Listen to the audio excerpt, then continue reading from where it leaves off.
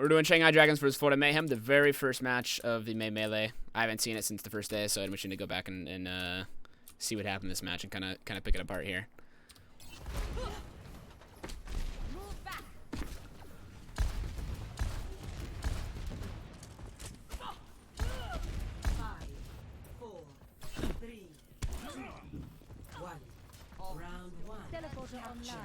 Alright, so I remember this was interesting because I remember both teams coming out Echo McCree here, double bubble, and I think Florida plays this because BQB doesn't really have a tracer. BQB is more of like a hard hit scan, just a hard hit scan player, but whereas Yaki plays the Echo and the tracer.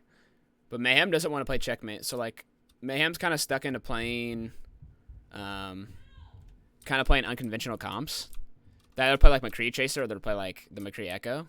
But I think Shanghai runs out the McCree Echo because this is like it's different because Lip can play the Tracer and Florida can also play the Tracer. So like you have both the heroes, and if Dragons need to make swaps, and either the Shanghai DPS can make a swap, whereas Mayhem cannot, right? So Mayhem's stuck. Mayhem's pretty much committing to the McCree Echo. So it'll be interesting to see how that affects their team.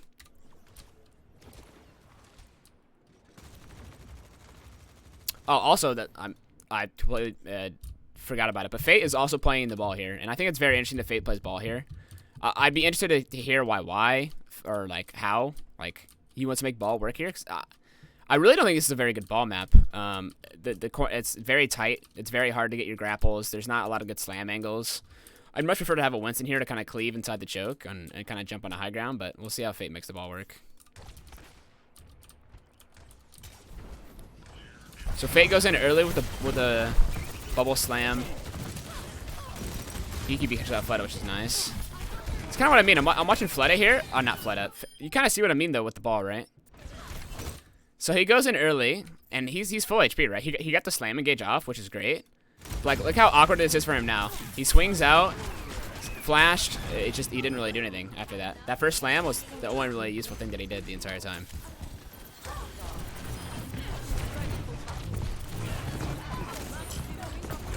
So I'm not really a fan of Fate playing the ball here. I'd be interested to see if he keeps it. What's up, JJ Dorado?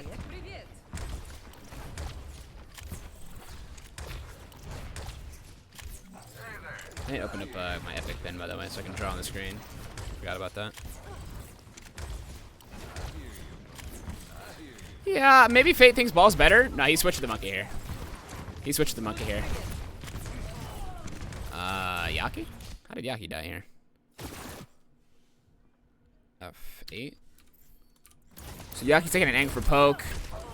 I think he gets double tapped by Lip and he catches Void's right click while he's going out, so that's kind of unlucky from Yaki. Gangnam Jin's kind of with the nano. Ooh. OG does not die there. Wait. So OG's very low, right? So OG's getting pushed here. Gangnam Jin's got nano. I'm gonna slow this down here.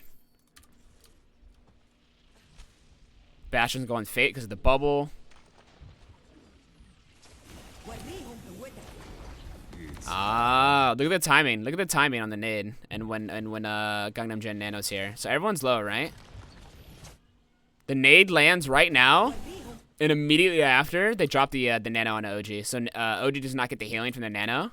That's actually huge. That's a nice nade from Izzyaki there. What's up, Worst Cast? It's a nice nade. Yeah, that's just a fight-winning nade there from Izzyaki.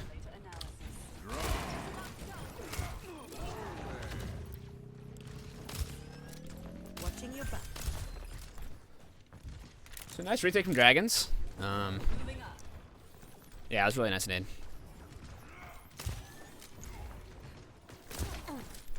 BQB went Widow for I remember when I did the who was I in a stream with?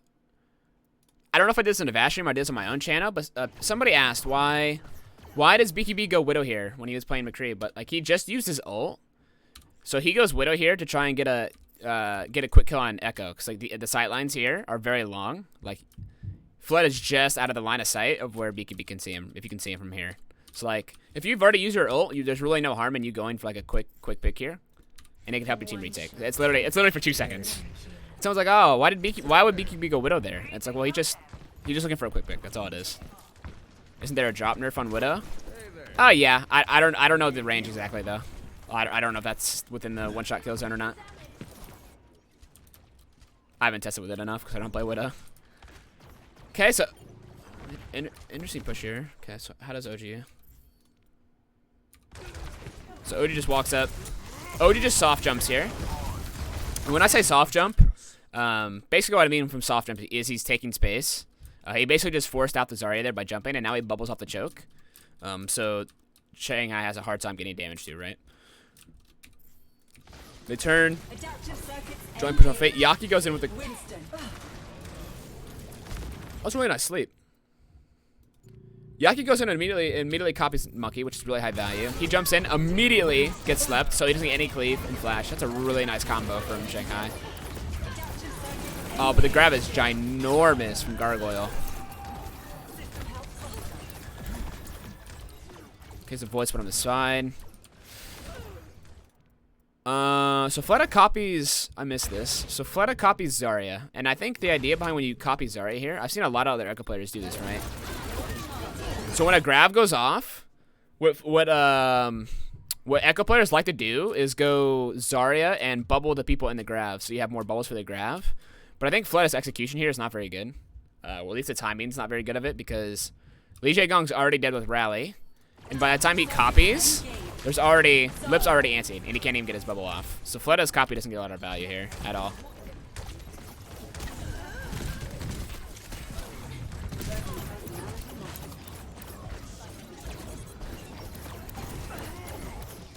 I think Florida really just won that fight off the back of Gargoyles, like 4-man grab, really big grab.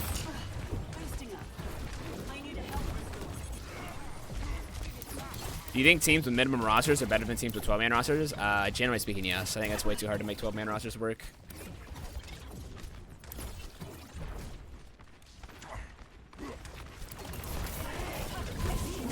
Okay, so go Nano OG. Again, another really nice sleep from Mizuyaki. You slept 2 key targets now. Big grab from Void. Catches out Gargoyle and Slime. Key targets. This is super back and forth so far. Both fights back to back kind of just went off the back of grabs there. But Izuyaki again, I think was a key member there with the sleep onto OG when he was nanoed. What's up, Ataya? Hey. Hello.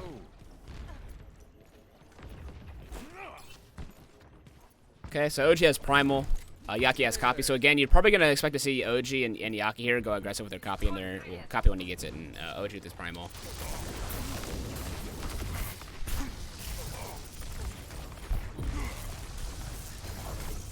Ooh, that. What was this jump, OG? I don't. I'm not really sure what OG's jumping here. Maybe he was looking for the McCray and Anna here on the back in the back line, but like he kind of just jumps nothing, and he gets bubble while doing it, right? So he kind of just jumps air here. He gets 0 oh, OG. Not like this. So he jumps air, uses the Zarya's ally bubble and his bubble, and then pops Primal to get on the back.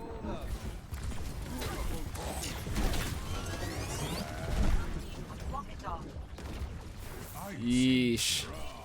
OG not getting a lot of value on the monkey. But Fake gets slept, so both Primals really don't achieve anything here.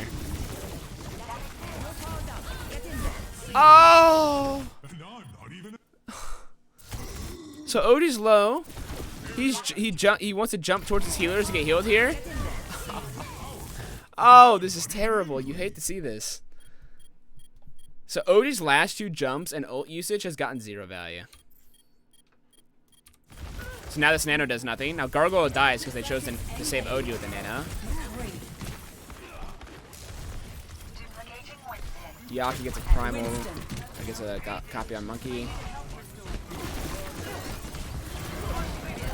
I mean, Yaki's getting a good primal here, but at this point it's too late. OG, Beaky Beater dead. The backline of Shanghai is relatively safe. Lip's getting some nice shots. Nice bubble from Gargoyle though to save Yaki, but he's gonna die anyways. What's up, you know, like Mesa? How are you? Yeah, those past couple of fights, there's a really back and forth map, but those last couple of fights kind of just dictated by Mayhem getting no value out of their nano and their primal, like actually negative value.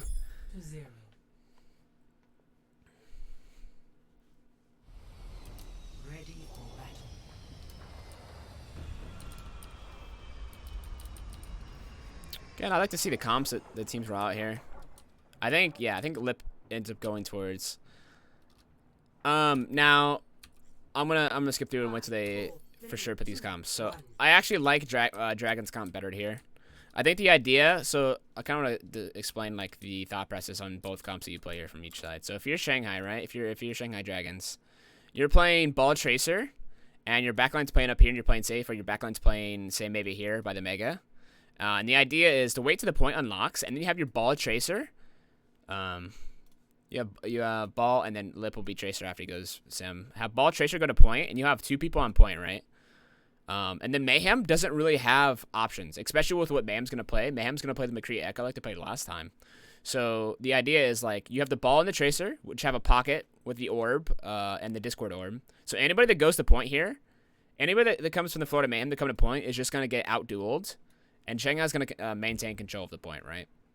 So the idea is for Dragons just hard point contest, which forces Mayhem to be in a unfavorable position because Mayhem can't do anything. They have no flankers. There's no Tracer. There's no Sombra. There's no Ball. There's nothing. Like, Monkey McCree can't match up to Ball Tracer when they're pocketed. It's just not possible. And I guess what Mayhem's idea is, like, Mayhem can't take the fight point, right? They can't take the point fight. So what Mayhem wants to do is basically kill Izzyaki and Lee Jae-gong, the backline. That's the only really option they have because they can't duel anybody on Dragons effectively. Because Zenyatta helps facilitate the duels so much better than what Mayhem has. What's up, KS Rango? I'm good. Oh. A little too fast. So yeah, I mean, immediately, like, even though they might switch the positioning here. So Fate just rolls in, looks for a little bit early value. I think what... Oh, that's a nice shot from BKB. I think what Shanghai's trying to do here is to just make sure that Mayhem stays inside the cage room and doesn't dive their backline. Like, they don't want to dive. They don't want to full commit here and fight. They just want to make sure Mayhem doesn't do anything crazy. So they're peeling, making sure Lee Jae-gong lives. Lip dying there kind of sucks because now they can't do the point force.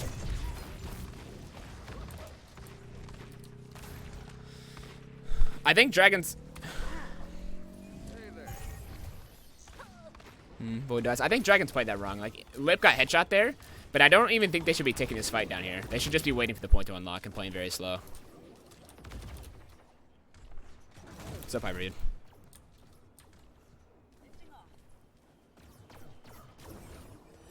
What's up, Mama Mercy? So, look, yeah, here we go. Here we go. This is exactly what I'm talking about here. Look what Florida's plan is to stop this point cap. Have BQB hiding in a corner. That didn't work very well, did it? So now Florida down a person. They're forced to walk across towards the point. They're using all their resources just to get there. And Fate and Lip are just feasting. They C9 the point. Yaki gets a really nice kill on the Lip on the side here. Lip is getting a little too greedy. And OG's likely to kill Fleta here. But even so, like, if Shanghai loses this, which they might still win, that's worth, because they flipped the point. Flipping the point here on Koth is like, that's essentially a fight win, regardless of the outcome of the actual fight. Okay. That was nice from Izzy. Yaki gets Yaki half, forces Yaki to copy, and then he chances to save his team. And Yaki gets a pretty low value copy. You don't really want to copy Zed in any scenario. You'd rather get a tank. Izzyaki really good positioning though. OG really can't commit to where Izzyaki is. Oh, it's a nice fight from Izzyaki and Dragons in general. Dragons playing towards their win conditions by touching point. That's quite nice. That's what you want to see from the top level Overwatch, is like teams playing comps and understanding like what their comp is strong at. What again, Shanghai's comp is good at touching point right? Because if you, like, again, I just want to explain really quick. If you have people touching point, if you have your ball, two people here touching point, Florida's basically forced to come this way. I need to pick a better color. You can't really see that too well. They're basically forced to come point because there's 2 people on, and they'll cap very quickly with 2 people. And so while Florida's walking like this allows Izayaki to sit here with a brig and just be free the entire time. And the Zen's going to have free sightlines here, here, here. Discord's going to be high value. And anybody that tries to dive Izayaki and Lee Jae-gong are in a really safe spot. So, like, say, like, OG Primal there and he jumped Izayaki. All OG was going to do is really take half his health, or if not more, and give Izayaki more value. So I really like Shanghai's composition here. I think it's way stronger than what Florida's playing at this point. Oh, Lip, the pulse bomb? I remember seeing this. Lip pulse bombed Brig, and I think Slime bash into him. I think that's what happened. Yeah. This was just good from Slime getting the. He could have recalled maybe after the stick, but that was nice from Slime to get the trade kill there.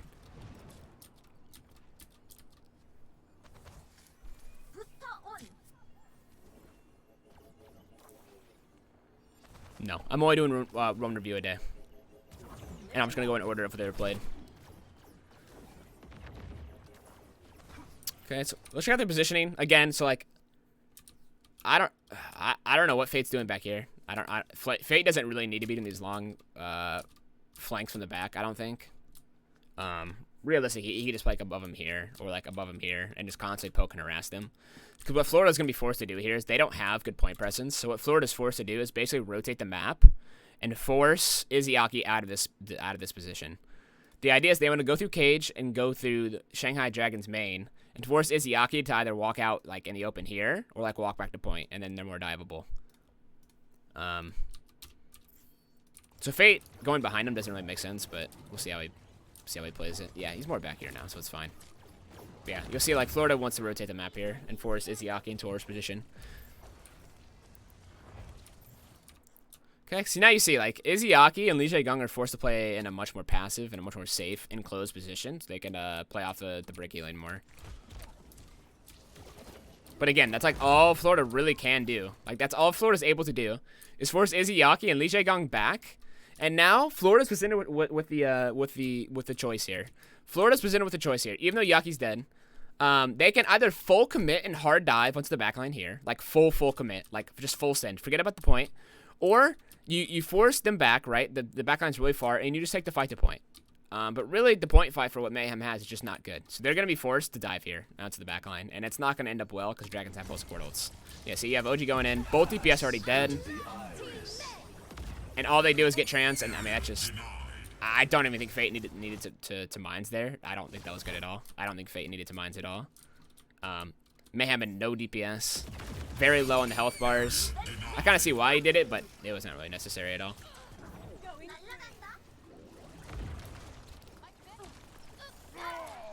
I don't want to say it might be a composition diff. Like, I just much prefer what Dragons is playing here, given how this point is structured. No, just clean up more kills in the spawn. Yeah, it's just over at this point. That's the only member of Mayhem that can touch. Like, I don't even think. And I think they see 9 here. There's no way. OG has to try and OG has to try and take a long jump over. He just can. Touch this point. All things considered, OG touching there is a win given the situation. You can get caught on the side. Still though, there's nothing else that Florida can do there. Yeah, that last map there was just Shanghai playing a better comp and playing to the win conditions more, I think.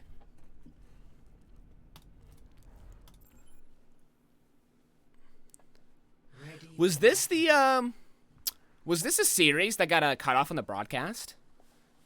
Was this the series where the broadcast cut out? I think it is, right? No, was it a different series? Attackers incoming in. Or was it Florida versus... I thought it was a Florida match, wasn't it?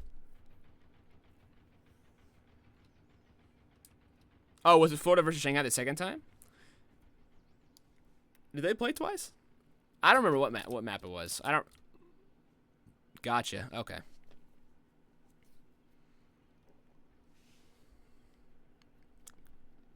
So it was the second time they played. Gotcha.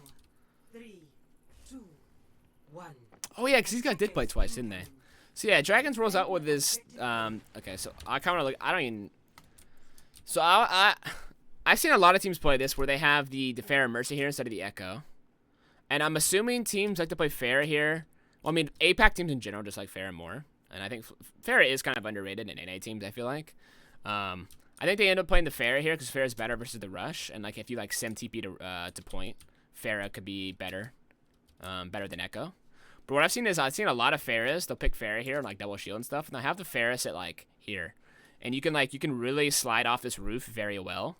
And it's really good line of sight. And it allows these little windows here allow you to get good rockets into multiple angles here. So like you'll see the Pharah shooting through like here, like a lot for damage. And so step one is like, how do you break if you're Florida? How do you break Shanghai's hold here, right? Because they have a lot of angles here. So they're gonna have Void up here with a shield on an off angle. You're gonna have Fate here with a shield on an off angle. You have Izzyaki in an unreachable spot, basically, and then you have Lip also on an angle. Like, you have, like, 4 angles of approach here that you need to not to deny. So, like, what Florida is going to pick eventually is kind of a ball tracer comp. So, with what Florida picked versus what Shanghai has, there's no way you win just playing very slow and, like, taking brawls. The idea here is kind of the same of what Shanghai had on the last map, Ilios Lighthouse. You're going to want your ball tracer going to point here. I'm getting pocketed, and just have your ball tracer fight this guy in a 1v1 here. If you win, great. If you don't, it doesn't matter. You force the point. They're not going to play Luciana. At least I don't think so. This is just setting the spawn. See, there you go. It's not Luciana. It's Lucio Mercy. I don't know why they go Mercy though, unless they're playing Ashe. Did they play Ashe? Yeah, they play Ashe. Okay, that makes sense. Would Zen be preferable for ball? I think they should if they're gonna play ball. Yeah. Generally, if you play ball comps, Zen Mercy or Zen Brig is generally the best because you don't need as many resources as you do for the ball as you do Monkey. And I mean, ball is basically just fat fucking tracer in a sense, where a ball and tracer just roll around, shoot discorded targets, and it's very strong. But yeah, again, the idea here is that Mayhem should be sending people to point, and then having their Ana maybe or whatever, Ana Zen wherever you play, pocket them while they touch point. I already don't like how they're approaching this. Realistically, what I think should be happening here is that ball and tracer at the same time should be going in. And you should have your ball tracer go in through this way, right? Because if you go in behind them, if you have your ball tracer in behind here, what that does is that presents a threat for Void, right? So now Void has to think, okay, there's a ball and tracer here and here behind me. So now I'm gonna have pressure here. And they're going to be shooting me from main. So odds are that Void's going to feel pressure to either drop and run away, or he backs up and he dies here. So I don't like that Yaki's going in here. This doesn't really do anything to Shanghai. Doesn't really put any pressure on Shanghai at all.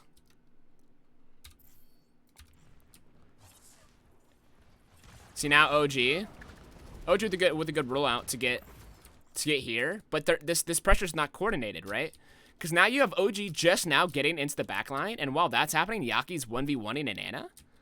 This doesn't really make sense. You want your ball and tracer to be coordinated and synced up together, so you have a lot of pressure. But look, this isn't coordinated at all. I don't know what OG and Yaki are doing here. This is like, these guys are the linchpin, like, this is the backbone of the comp. Like, what OG is doing is right, but Yaki needs to be here with him. Right? Because look. If OG and Yaki sat here, right where my camera's sitting, Gangnam Jin has a great angle here.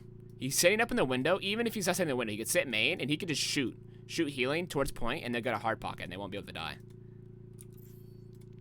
But now, Yaki's not with him. OG feels scared to touch point by himself, because there's no pressure from Yaki. And now Gangnam Jin's just dead, because there's no pressure. OG and Yaki are doing nothing. I think Yaki's been just sitting in the back line, kind of just doing air here.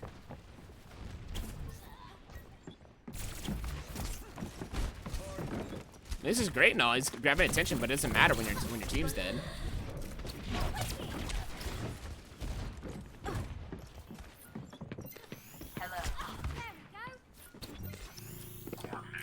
Again, so now OG tags point, right? OG tags point from the left. And look at him. What? Again, why is OG even touching? Wait. I need to go back. How did OG end up in this position anyways? So Gangnam Jin's dead. OG sees the hide. OG is getting way too trigger happy to do something here. OG should literally be hiding. Like, he needs to wait for his team. Because, like, him poking here and taking damage doesn't do anything for him or his team.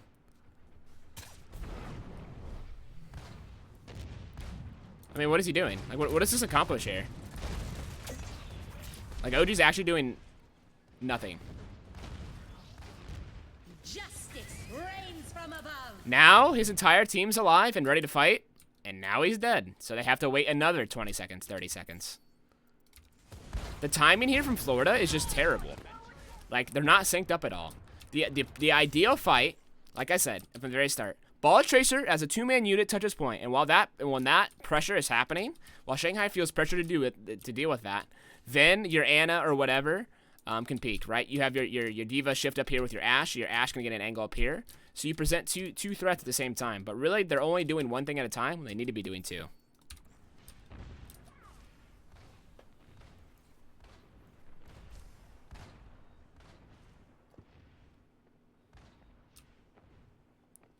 Again, this next fight, I want to see OG and Yaki touch point together, not separately. Or off doing their own thing, taking 1v1s. 1v1s don't do you anything versus a team like Shanghai. It does you nothing. Okay, so OG goes in.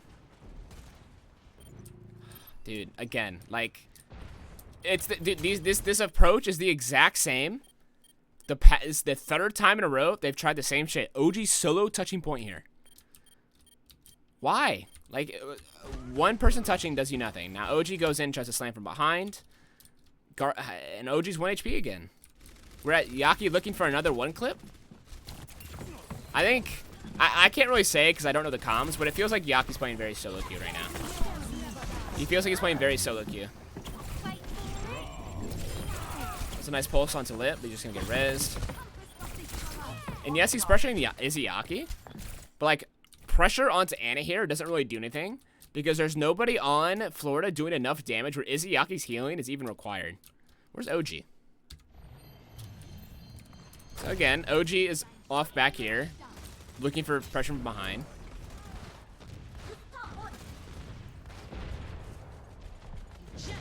And he's dead again. I don't even think the ball pick is bad here. It's just Yaki and fucking and OG having zero synergy, not playing together. If you're gonna play Ball Tracer and your Ball and Tracer are never together, don't play Ball Tracer. There's no point. And now Gargoyle Gargoyle's doing God's work, not taking any damage here. Yaki kills Fate. Fleta goes in with the Nano. Good job from Gargoyle denying Fleta. So Yaki gets a pulse in his Yaki, so nice from Yaki. Kills the Bongo as well. Nice bomb from Gargoyle. I mean, so they'll cap the point here basically off of the individual plays. But there was like no teamwork required here at all. Also, what the fuck are they doing? Okay, I guess it doesn't matter if they get the kills. They need to be touching point though. 30 seconds.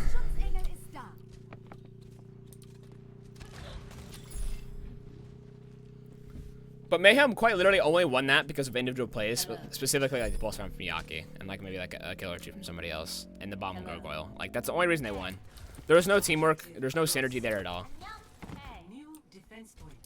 If I remember this, like the series correctly, they end up playing better after this map. But like, you can't go into a series and have your first two maps be flat versus a team like Shanghai. You'll just never beat a top team like Shanghai with that. So Yaki's on the side taking a 1v1 with Fleta. Oh, this is another reason why I'm not necessarily a fan of Ball on this map on Hanamura attack because Ball does not function here very well. There's like nowhere to go. Like you can't dive the back line because backliners sit back here and can just walk through spawn doors and back up and Ball can't do anything. It's hard for him to play on this off angle here. It's also hard to slam up here. There's no good like slam angles, and if you do, it's very predictable and very easy to take damage. Like he has mines, but like how do you really use mines here at this point? So OG's half, he already has to go get Mega here. He's getting marked by Fleta. Lip gets... So they nano Gargoyle.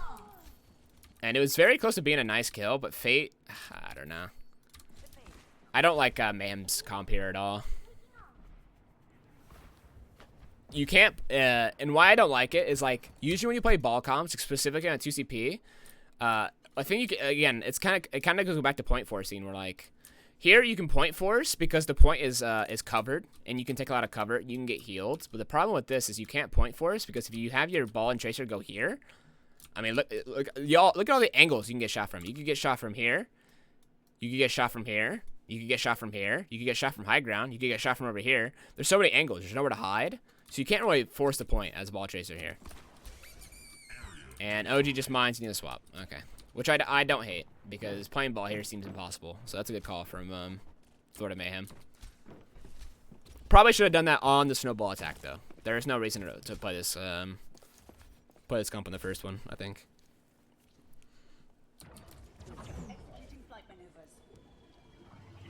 So they go rush. And I don't even know if I, like, yes, rush is better here. I don't even know if I like the swap, though. Like, the reason I don't like it is because you're playing, in my opinion, Sigma Winston is, like, the best possible tank counter I can think of versus double shield. Like, it's the greediest, most spam-oriented like comp you can think of, right? Because like you have the cleave from Winston, you have the Sigma on and off angle, also getting cleave damage. Like there's just so much AOE damage you do with your tanks. I mean, Sigma Winston is a weird comp, but we played it in the past on Valiant. Like we actually think it's kind of underrated, specifically on maps where Sigma's good, right? So Florida wants to force off dragons from high grounds. Scott, don't you have lamp? Jin doesn't get lamp down, so they just lose. At this point, there's no BAP healing.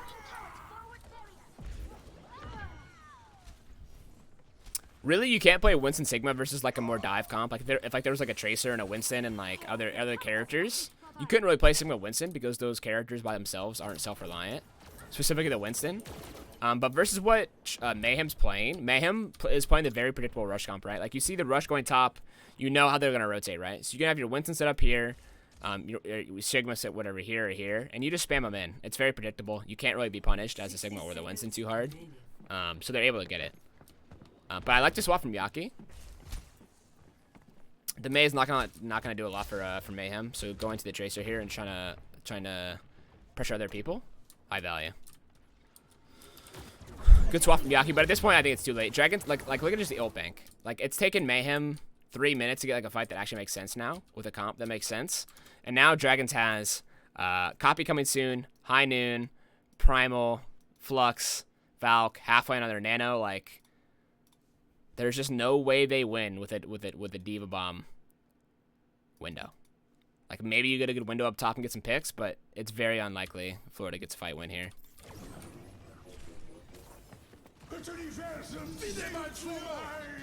Okay, so they just flux inside on the supports.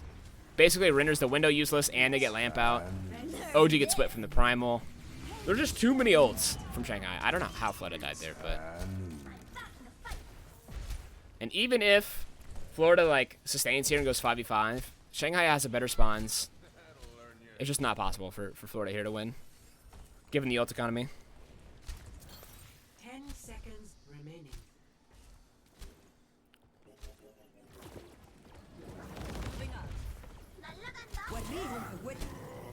Nice pin from OG. That was basically just a please do something pin, but now Florida has one avenue of attack. Shanghai has all the ults, all the positioning. Florida just can't win. Not a particularly inspiring attack from Florida. I remember watching this live, and it was pretty upsetting to see. Is there a place where I can find general guides for characters that are good on each map? I don't know. To be honest. YouTube, maybe? Look something up on YouTube? I have no idea. Initiating match. Initiating match. Ready for battle. Ready for battle. Okay, so Defend objective A. This is kind of like what I would say is Mayhem's best comp, right? You've got the OG on the Winston. You have Gargoyle. Maybe Diva's not his best. Maybe Sigma's his best, but he's pretty good on the Diva. Like, this is probably the best comp I can think of for Mayhem. They have BQB on a hard hit scan. They have Yaki on the Echo or the Tracer if he flexes. I think he's about equally skilled on both characters. OG playing the Winston. Gangnam Gen the Ana. Slime. I don't know about Slime's break, but this is the closest comfort pick. Comfort comp, like, that's meta that Florida's gonna get. Like, this is Florida's best comp, if I had to say. So the way BQB is positioned here, BQB is playing like this because if Dragons teleports, the most likely teleporter spot to happen is either here on the window, not on the window, it's here on the main to touch point, or they will go up here on the dojo. So both sides here, BQB has an angle to get a dynamite right after the TP pop.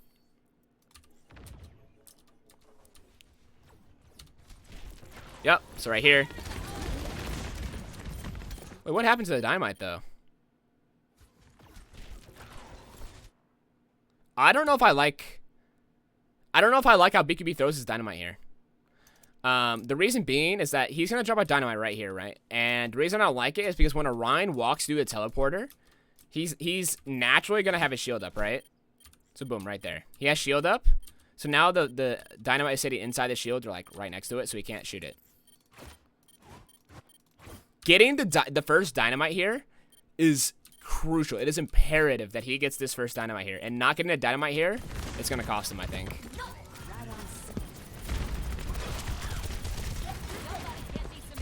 Ivy underrated on Flex CPS? Disagree.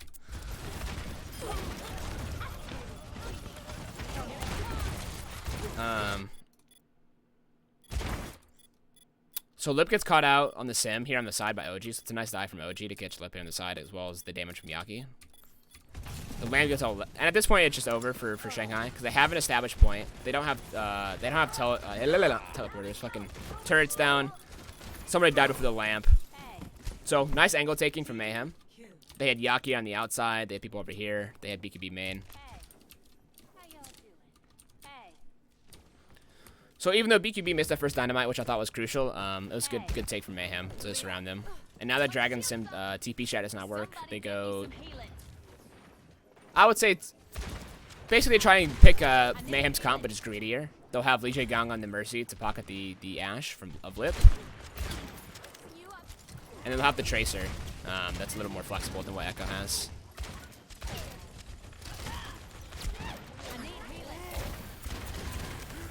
That's a really nice flail. I think that from Slime. Knocked Fate right into the air. Oh, that was brutal. Oh, that is so brutal. If you're Fate, you're actually so upset.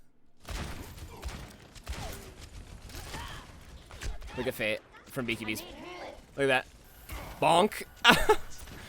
Poor Fate.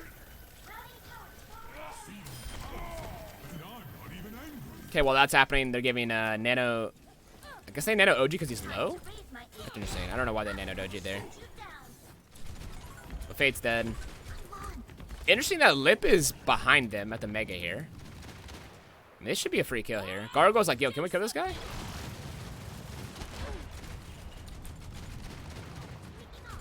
Lip gets the Mega. I mean, he's gotta die here, right? Okay, that was just a super long stagger. Lip either needed support from his team or he needed to die earlier. Wait, does Legion get the res? No. Nice reaction from OG. OG sees that Lei Jae Gong's gonna go for the greedy res, and he immediately denies any sort of opportunity for res by popping Valk, or by popping Primal, and that forces Lei Jae Gong to go pop Valk to not die. So that was nice from OG. Basically trades ult for ult and denies the res. You'll take that any day of the week. Who played Echo for Valiant last year? Basically everybody. I think Shax played it at one point. KSB played it at one point. Apply played it at one point. I think Kyle played it a little bit. KSF played it at one point. I think everybody played Echo. I don't think we had a super stellar Echo. We had good Echoes, but compared to everybody else. I'm sorry, I need to talk about the match that's actually happening here. So Yaki copies. What does he copy to? Copies Tracer? Oh, nice shot. Nice shot from Lip to one shot to get... Oh, really nice shot from Yaki to get Legion on there.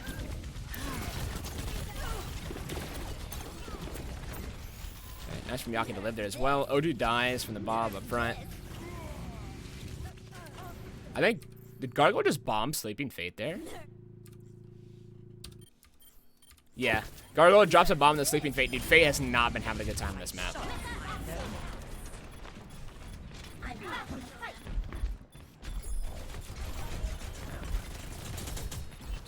I'm telling Apply that you don't think this Echo's amazing. Oh, that's just the truth, man.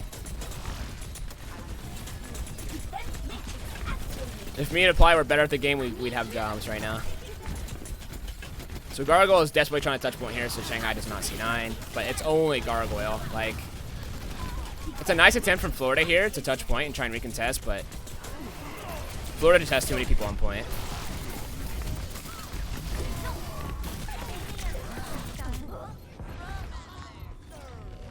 Objective lost. New defense.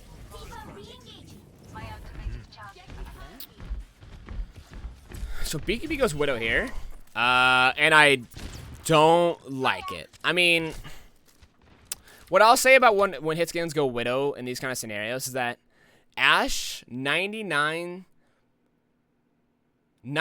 of the time, Ashe is just a more consistent and reliable hit scan to pick, long range, mid range hit scan to pick. When you pick Widow, you're basically relying on your hit scan player having a good day and hitting headshots. Like, if I'm a coach or like a team member, like I would much prefer if my hit scan went Ashe because I know it's more consistently gonna win us games. But if your hit scan is really, really feeling the Widow, then like you let him do it. Like I played with KSB all the time. If KSB wanted to go Widow, we let him do it. But it's like it's super risky to do this because Ashe is just better, really.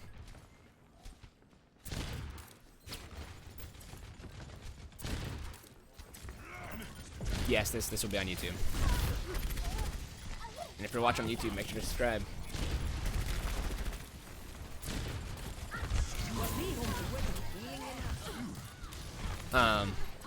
So OG gets a good kill on lip here, but I'll also explain like Gangnam Jin and Slime carried here. They bash Fate back and they slept him. But another reason why I like Ashe is that in these dive mirrors, Ashe has Coach Gun to knock back monkeys and like other divers, whereas Widow's much more diveable. And so the backline of Florida does a really good job here dealing with Fate. But like, I mean, really, BKB hasn't really done anything besides hit a couple body shots on tanks. Well, as I said, that kills Florida, but it's kind of an exit kill.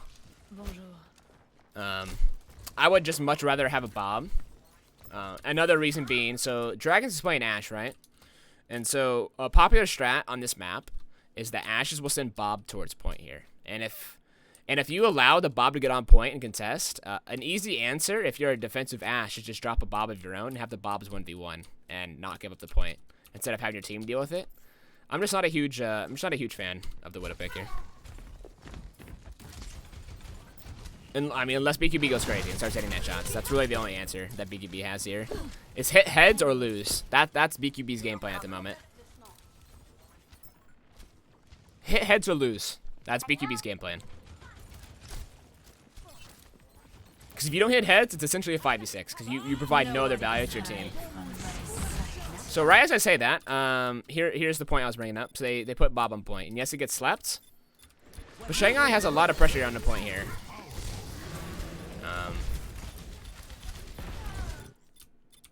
I was talking about it earlier though. You can't really dive the spawn doors here. It's just not possible. So they beat engage because Lee Jae Gong's on because he had beat. I think he wants to swap to break eventually. So they beat engage here and get Fade on the back line. But even so, Slime just pops rally. And even if Gangnam Jin's in the corner here, this man's not gonna die. He's just gonna get armor packs. Like look at this dude. Look at Gangnam Jin's health. Look at Fate. I think Fate's probably dude, Fate probably juggled Gangnam Jin about 10 times there and didn't get a kill. Like you just can't die spawn doors. 1, 2, 3, 4, 5, 6, 7, 8, 9, 10, 11, 12. He hit him 12 times with his primal. He punched him 12 times with his primal and Anna did not die there. 12 times. And now Flood is on May. I think he's gonna switch. Surely he's gonna switch. Or the team's gonna switch. You can kinda tell. Yeah, so now they're gonna go rush.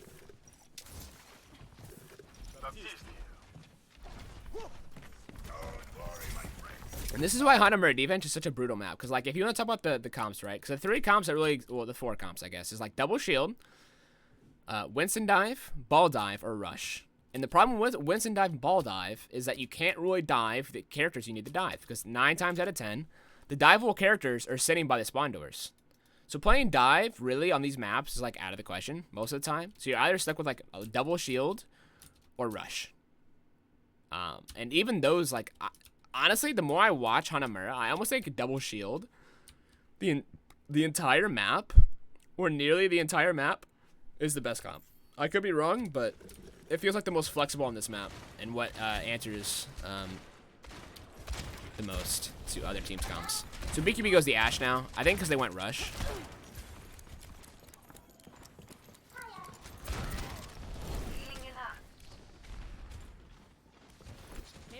So Izzy... I guess Izzy was on like a wrong character or something, but now they've wasted 20 seconds getting another character back in spawn. I mean, Dragons literally only has 1 fight now. And this is the problem with swapping rush last second. You saw it from Florida as well. Dragons has gone rush with a minute left on the clock. They're finally getting a fight, and now they have 0 ults. All they have is Diva Bomb. Mayhem has Nano. They have Diva Bomb. They have Pulse Bomb. They have so much more. They have better positioning. Florida has all the advantages here. Nice shots from Lip.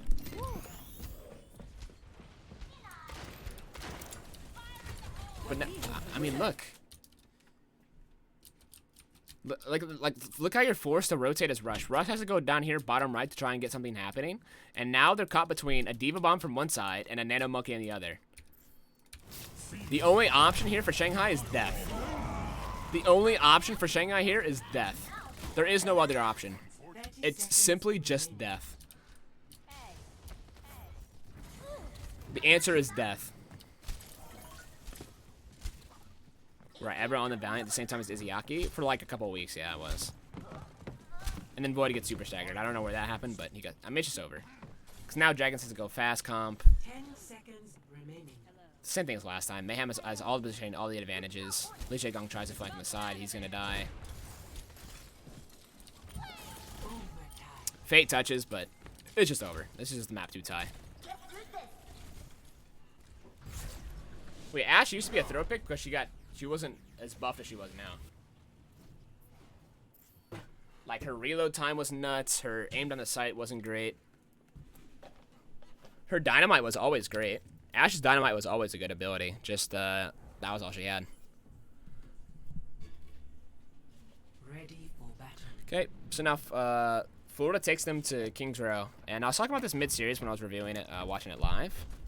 But this is what I expected from Florida. I expected Florida to take Shanghai onto rush maps, because Shanghai did not look that good on rush. So I was really happy when I saw Florida finally go towards a rush map and play rush. I hear you, Pumpkin. I hear you, Pumpkin. Hello. Hanging there, boy. All right. I hear you, Pumpkin. 5, 4, 3, 2, 1. Attackers incoming. Okay. So Dragons ends up taking the rush mirror, and they're playing the more greedy version with Void on Sigma. I've seen a lot of teams play more Sigma now with rush, with Florida starting it. So I'll be interested to see why Florida doesn't play as much Sigma anymore, and now other teams play more Sigma, when Florida was the one that started playing Sigma and rush.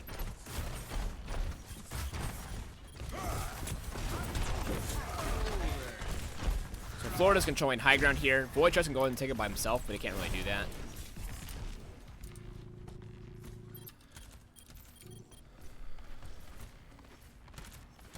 Because Void gets high ground this time. So the idea is they want, with Dragon's comp, they want the 5 people main. Well, generally the 5 people main. The 5 here to kind of play it by themselves. And they want Void to go on off angles. I mean, Sigma is just an off angle hero. Like, that's just kind of how the hero is. You want the Sigma to use his own self shield and kind of just spam from the side angle. Where Florida, we're kind of which is 6-man, generally. And they just catch Lee Jae-gong on the high ground with a flank ankle. And now there's no speed, so Rush can't really survive without speed, so they have to wait for the Lucio.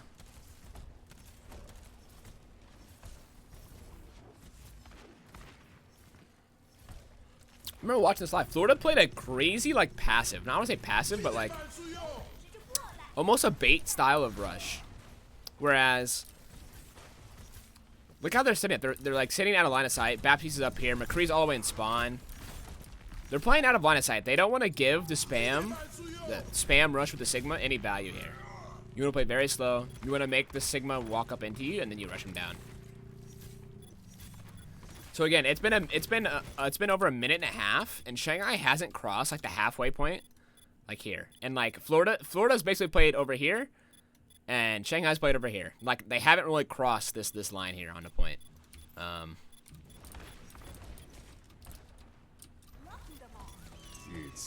You can be hiding into the window.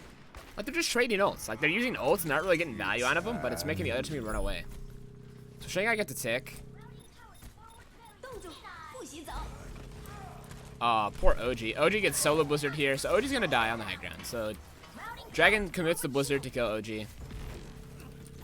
And again, I've already watched this match live, and this is the problem that I had with how Florida was playing. Like, yes, Florida was playing very baity, very back on the point. Dude, sometimes the models in this game are so fucking funky, dude. What is happening here? Dude, his arm is coming out of his crotch.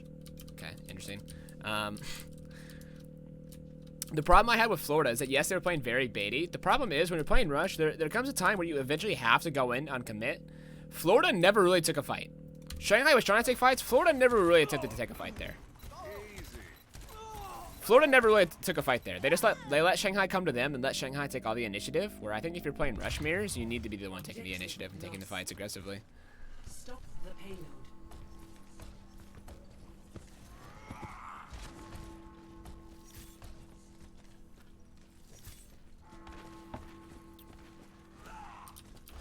Like, yeah, you can play slow. You can play to bait the other team. There comes a time in Rush, especially when you're playing defense and they're capping a point. You have to do something. You have to go in.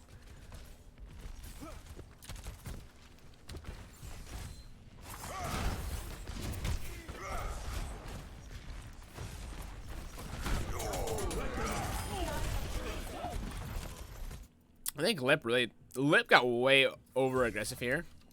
Lip, like, Shanghai knew that Florida were back here in this back hall, right? And Lip has been sitting here the entire time, and he does not move. Lip did not move. Look at this. He even peeked. I don't know what Lip was doing there. It's fine to go for those flank McCree plays, but once they know that, like, once you know you're in McCree and you're like in a vulnerable position like this, and you might get caught out, you need to back up and not risk that. Okay, so Ganamjin uses Windows to solidify the fight. I don't hate it, but now I want to see Florida. Nah, I want to see Florida play close here. Yeah, I want to. What Yaki's doing, I want to see Florida play really close here. Make Shanghai either split or walk through this choke and get the wall. And if Shanghai does split, which Shanghai is keen to do because they're playing the Sigma, so you can have like the Sigma come out this side and the Ryan come out the other and take a pinch here. But if that happens, all Florida has to do is pick a side and push. That's all they have to do. Pick a side, 6-man push. Pick a side, 6-man push.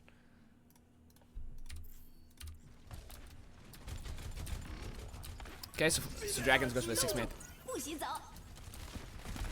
Nice wall.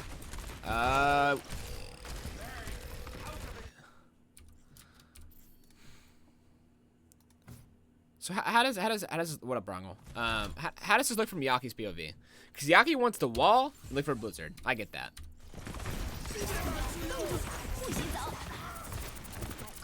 What's interesting to me is, like, how does it take so long for Fate to get frozen there? It took Fate about 4 or 5 seconds to get frozen, and he just got to the corner so he could get lambs. Yaki ends up. That's a nice shot though from Fleta on Yaki on the Fleta there. It saves Mayhem there, because Mayhem at this point used Blizzard and they didn't get a value out of it, so getting that kill onto Fleta was huge and buying them time.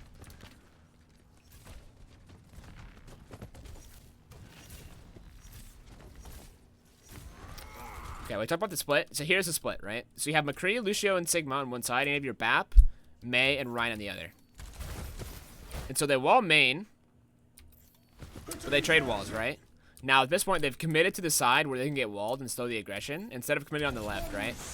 So now they're caught, getting a big flux, a big high noon, a really nice beat, though, from Slime to kind of stop both ults.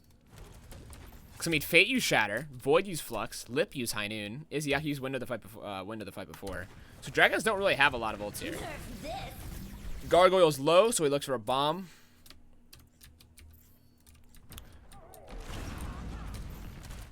Wait, where's Void? F4?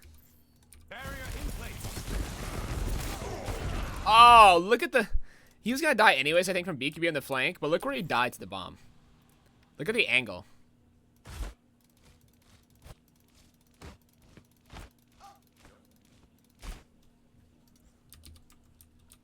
It looks like it's like literally like it pops just in like a fucking frame perfect spot. If it had been like an inch higher, it probably would have not killed Void there.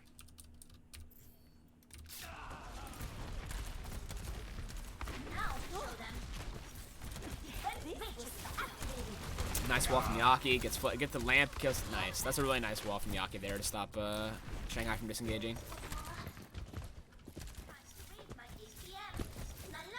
Hello. Hey there. So now, Shanghai's tried two approaches, right? They've tried a split push on both sides. They've tried 6 mana through main, and now they're gonna try and go through window, and getting out that way. But also not a great spot, because if you come out the window here, Yaki can use a vertical wall, and vertical walls are better in these tighter chokes because you have to break multiple pillars to get through. Whereas if it was a horizontal wall, like a flat wall, straight across, yeah, you see, like, look. So now Izayaki is walled, and there is no way he breaks enough to get in. The Lucio's walled, the Sigma's walled. So now they've got a wall up, and they have Fate and both DPS out in the open here with no way to heal. That was a really nice disengage though from Fleta and Fate. Fleta and Fate immediately dropped to the left, dropped a wall. But Lip was not so lucky. Lip kind of decided to go to the other side, I think, when he kited out. I don't know why he chose to decide to go right. Hold on, I want to see from his POV. So he naturally, with the wall, the way the wall worked, the wall knocked him towards the right. Split him from his team, and now Gargoyle is going to feast on him.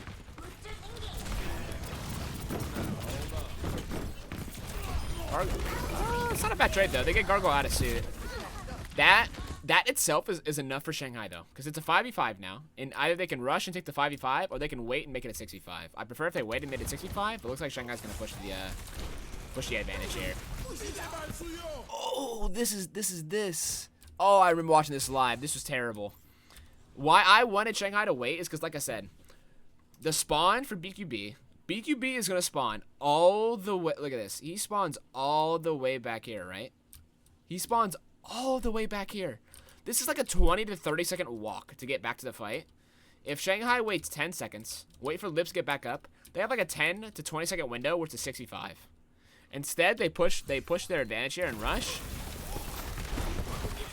And Fleta gets his Blizzard walled, so they just wasted Blizzard.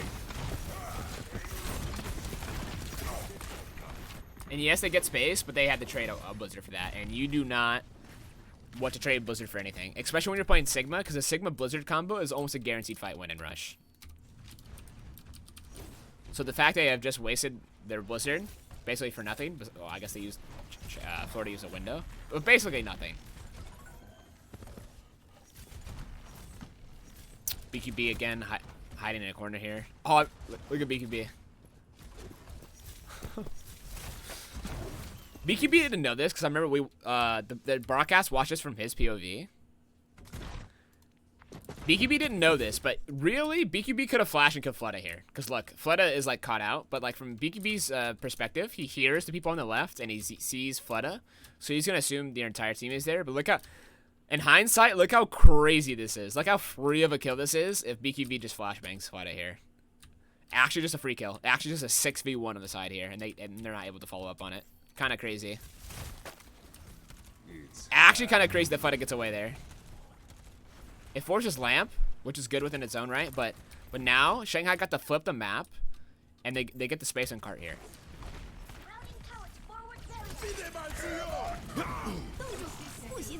Really nice. I I don't know how much value they're gonna get at these ults, but I really like what Florida did here. And why most teams, most inexperienced or like bad teams would see this window going up, and they would be scared to push, right? But realistically, with D.Va, you have this window of opportunity when the window goes down. If you're close enough to a window, you can matrix here, get your team in, and then use ults and push past the window, and the window will get with no value, right? Because you have to shoot the window. So they shatter. We get Fate in a corner. Oh, really nice wall. Dude, this wall from Yaki is so clutch. Oh, this wall is so clutch. Oh, it's so good. Getting Fate with no beat there. Really nice wall from Yaki. Yaki's walls have been quite nice. And who was the idiot that in my that had the ban for my channel who said Yaki's Mei was bad? Who was that? I forgot who that was. I forgot his name already. But Yaki, like, Yaki's had the best stats on Mei, and like arguably he's had like some pretty great walls like throughout the Mei melee. And to say Yaki was a bad Mei, when literally the stats and the gameplay show otherwise, that was crazy to me. I couldn't believe someone was taking that argument with me.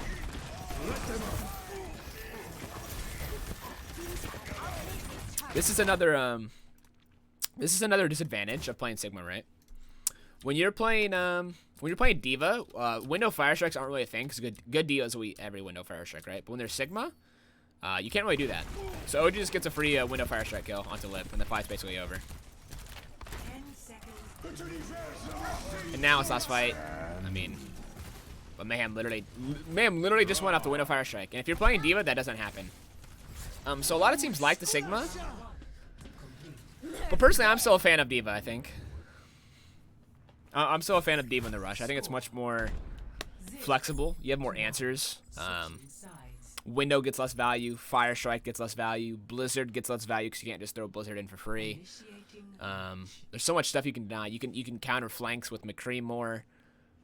D.Va is just better at problem solving than Sigma is. Sigma's a very greedy and like carry hero, whereas D.Va, honestly, D.Va's not a carry hero in this rush. But like I said, it's more of like a problem solver character. Ready for battle. Ready for battle. 5, 4, 3, 2, 1. Attackers incoming. Defend objective A. So this is interesting. I was surprised Mayhem winning this comp here. I'm surprised Mayhem opted to play double shield when they were doing so well in the rush. I'd be interested to see why they think double bubble on attacking throw is better. It's not bad here. I especially like playing. Another reason why I don't like Sigma is that Sigma's worse than a double bubble. I feel because Winston gets so much more cleave inherently off the D.Va Sigma than he does off D.Va Ryan. I say D.Va Sigma, Ryan Sigma. I don't know what I said. But when enemy teams play Sigma, oh, did Lip just get logged? Where does BQB go? BQB goes out of cinema, comes here top right. Oh, and he just logs Lip. Like, just absolutely just logs him. So now Faye has no shield. They're down there McCree. McCree can't help you with flanks.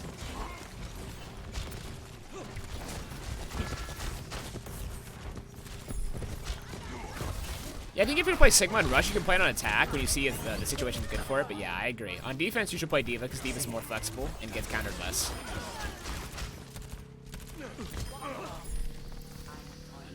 So really nice opening pick from BKB. That just opens up so many options for Mayhem. Objective A captured. Escort the payload. Greetings.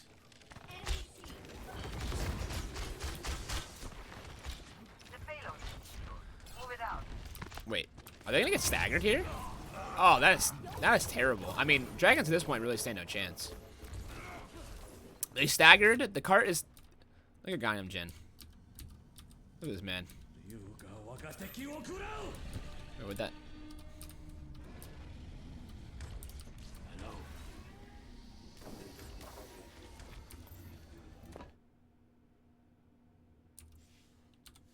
Wait, that nade is nuts!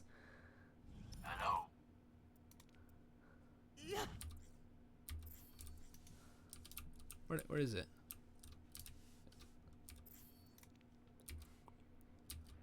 Look at this nade. This is some CS type shit.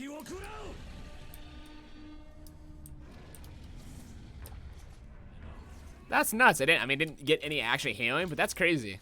That was a nice nade. But again, oh, I was distracted by the nade, but I also need to see this. I remember seeing this in the broadcast when they replayed it. BQB goes for a dragon here. Li Jie Gong had a little bit of Li Jie feed here, if I remember correctly.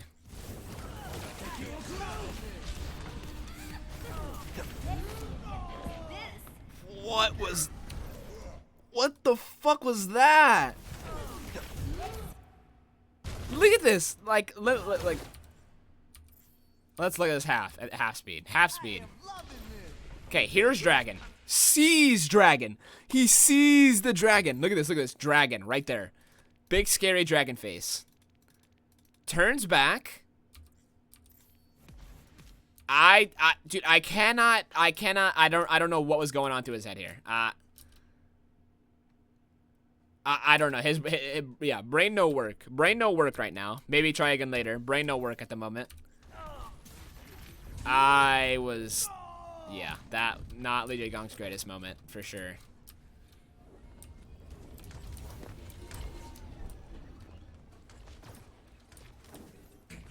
Oh, nade number 2. Not as great this time. Maybe a little far on that one.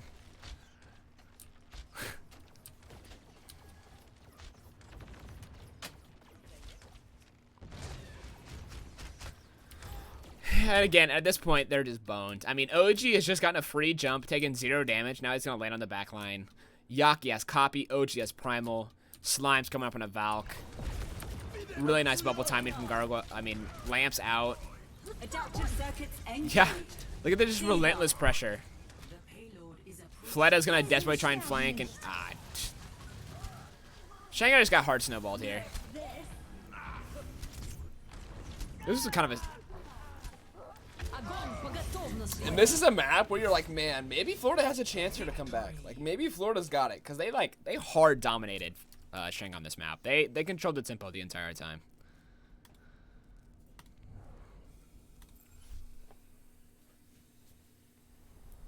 Ready for battle. Don't watch the next map, please. Nope, we have to do it. We have to do it.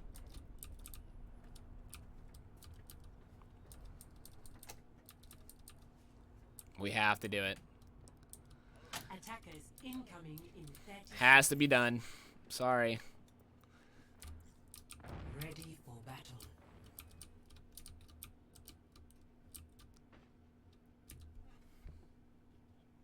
You scared? Greetings. 5, 4, So, 3, 2. how I felt this map is like you only play Winston on this map. You like don't play other comps. So the fact that Mayhem rolled that with Ball Sigma here is very interesting. And while I think Sigma is great here, because of the high grounds that you have access to and you can hold on defense, I don't really understand why you play Ball here. Like you're playing Ball because you're playing Sigma, I think. But very interesting to see a Ball Sigma here. Incoming. Stop the payload. I like 99% of the time I can play Winston here, or Winston Diva, or Winston Zarya. And then what was even crazier is that Dragons decided to mirror. And not only have they decided to mirror, I think they should have played Mercy. I think Li Jie Gong should play Mercy here, because Ashe is really the character that sets the tempo here in this map because of the high grounds and the amount of damage that we pump it in. So even if Lip has the nasty aim and 2 taps BQB, he's just gonna get rezzed every time. Whereas Lip doesn't really have that, can't afford that luxury. And yet, okay, so they do go Mercy. Never mind. They go Mercy. Good swap. God, they went Mercy. So it's literally, at the moment, it's literally just bad on the Ashes.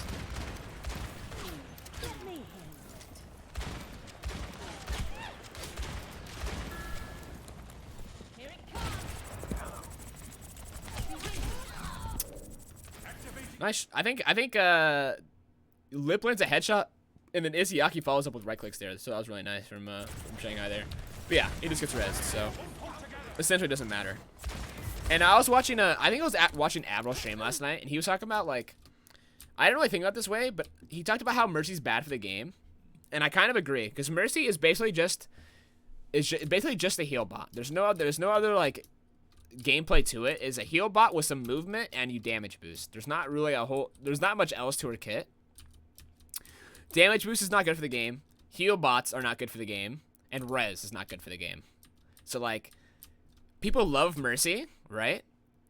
Don't get me wrong. Mercy is essential. Mercy's not going anywhere.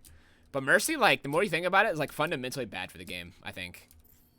And I really, the more I thought about it, the more I agree with Avril's take on that. I could use some assistance. Do not get me wrong, like, not coming from Mercy players at all. I'm just saying, I think the heroes, like Baptiste, like anything that basically encourages resurrections or immortality is not good for Overwatch. Lip is doing some crazy shots right now. Lip's already got Bob. Nice right click there from Gangnam Jin. Yaki gets, ooh, that's a really nice follow from Yaki. Gangnam Jin gets the big right click and gets the kill. And Yaki's immediately there to follow up and make sure that Lee Jae-gon doesn't get this res. Nice clip too. Really nice from Florida there. Gangnam Jin and Yaki with a big carry there. But yeah, if you haven't noticed, by the way, Lips hit those nasty shots, and now BKB's right back up and alive and hitting headshots because of a res.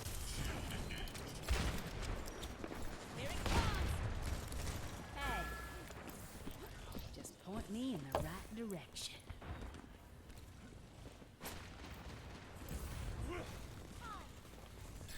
This series and tourney as a whole just submit that Lip should never be out for DM. I agree. And if you guys have been watching my reviews and you have been watching my stream constantly, I have been on this train from day one. I was like, dude, there is, like, listen, DM, great hit scan, right? Don't get me wrong.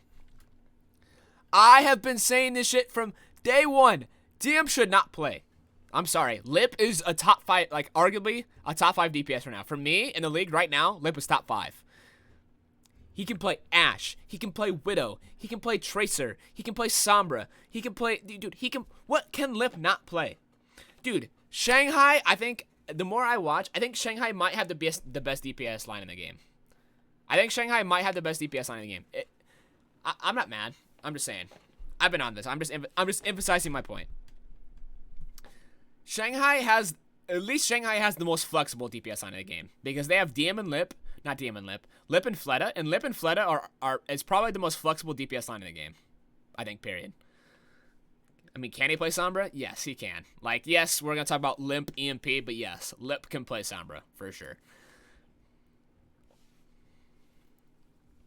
But I think Shanghai, bar none, has the most flexible DPS lineup in the game with Fleta and Lip in, for sure. Yeah, I think maybe if like you're talking hard Widow meta, then maybe DM plays, but I think Lip is just your player.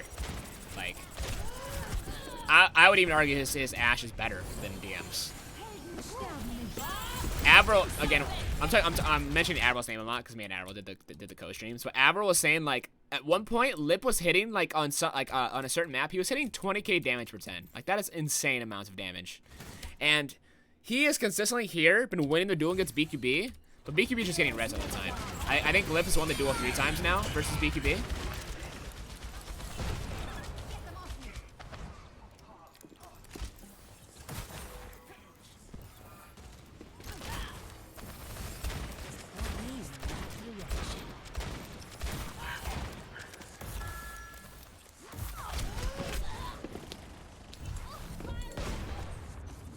Okay, so BQB gets... This is the first one he's lost, though. I think Lip has literally won every other single duel. Let me get you patched up. Right. Okay, good. Gargoyle and Gundam Jin doing a good job taking space here with the Sigma. Controlling this high ground. Forcing Shanghai to hit kind of like a weird angle to approach the high ground. Gangnam Jin is very aggressive here, though. Sitting on top of Gargoyle. You gotta have a lot of faith in your Sigma player to sit here as Zen, I think. And as I say that, they just get fucking railed. What happened here? Let's watch this from Lip's POV. So Lip coach guns. Ooh, I actually really liked it. Look at this play from Lip. So he sees the positioning of the Zen and the Sigma. He realized they're kind of split. So he coach guns up, drops the Bob on Gargoyle's head, throws. He just 100 to 0'd a Sigma, dude. And then Slime also dies to the bomb. 60 seconds remaining. He just rolled Gargoyle. He just 100 to 0 to Sigma. And again, this isn't like the diss DM, because I think DM is a good player. But I think Lip is the smarter and like the more flexible, and I would argue just the better player overall. Okay, so Yaki gets stagger killed. This triggered me to no end. I remember watching this live. So yes, they're chasing down Yaki and they get the stagger kill. Who the fuck is pushing the point? Push the point! Dude, look, let's go back. Let's go back. Let's go back. Let's go all the way back. So look at the cart. They got 3 on right now. This is great. 3 on, 3 on, 3 on, 2 on, 3 on, 2 on. Nobody on. Nobody on. Nobody on. Nobody on. Nobody on. Oh, no. Oh. Nope. Nobody on. No. Oh. There you go. Now we're pushing the point. Oh. Oh. Now they get fluxed. Actually, if they had just 3 caps, if they had put 3 on, I think they just capped the point. I actually just think they capped the point. Period. Really nice transfer from Gangnam Jr. He's really patient. He holds down the point. Okay, dude. Slime somehow rests Gargoyle there. I have no idea how he was allowed to do that. Void dies main. This is nuts. Lee Jae Gong gets a res. These mines from OG though, this is nuts. Mines here. Yeah, dude, this is like, when I saw this. Oh, what? I'm gonna watch this. Why is Lee Jae Gong not Valking? Why did this man not Valk?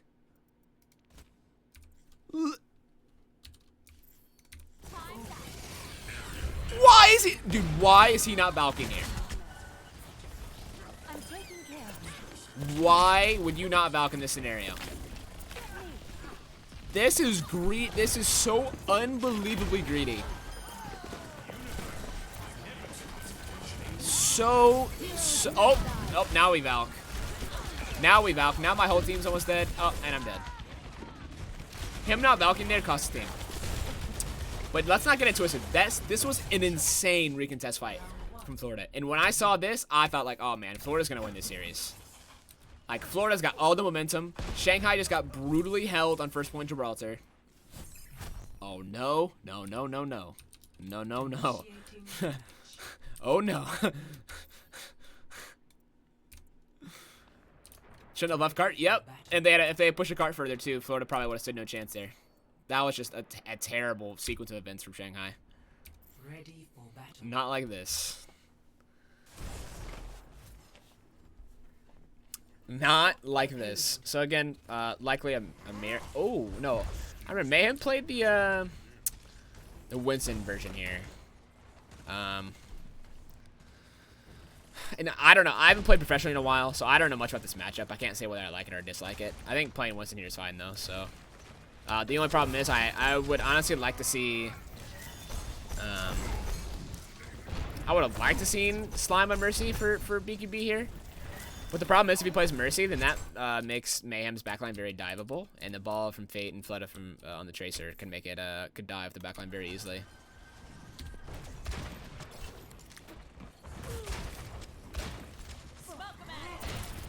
But I think, I don't know. I just think you need the rest from BQB, especially if you've seen that like Lip's having a good day and Lip is hitting shots and winning the duels. Like giving him the Mercy is like most essential to like keep him even in the duels and like resing him. OD dies early.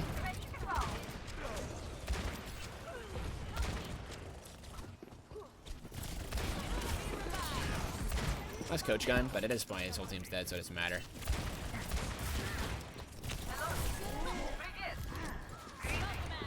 So Mayhem's doing what I think they should be doing. They were trying to farm Nano and go early with Nano, but like OG died for it.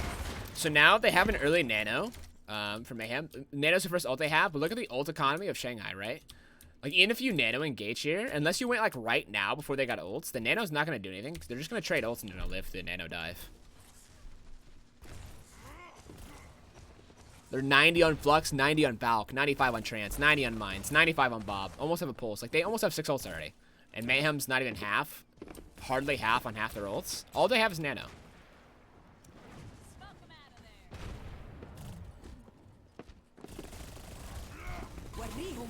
So they go Nano Monkey, which is fine. But there's no follow-up damage. All it is Nano Monkey. A Nano Monkey's not going to kill anything by himself. You need a dive partner. You need some sort of follow-up damage, whether it be a Dynamite. Anything. A nade. The nade hitting would have been nice. Watch this Bob by lip. Sure.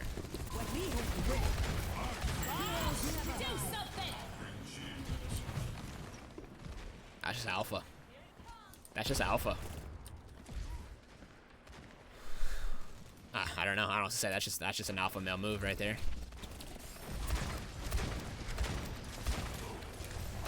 Izzy Yaki gets a right click on the BQ. That's huge. Yaki dies to Fate. Ooh, dude, that is such a pretty sound. That is just such a nice sound. Let's listen to it one more time. Ready? Quiet, quiet. Oh, bink, bink. Oh, you love hearing that.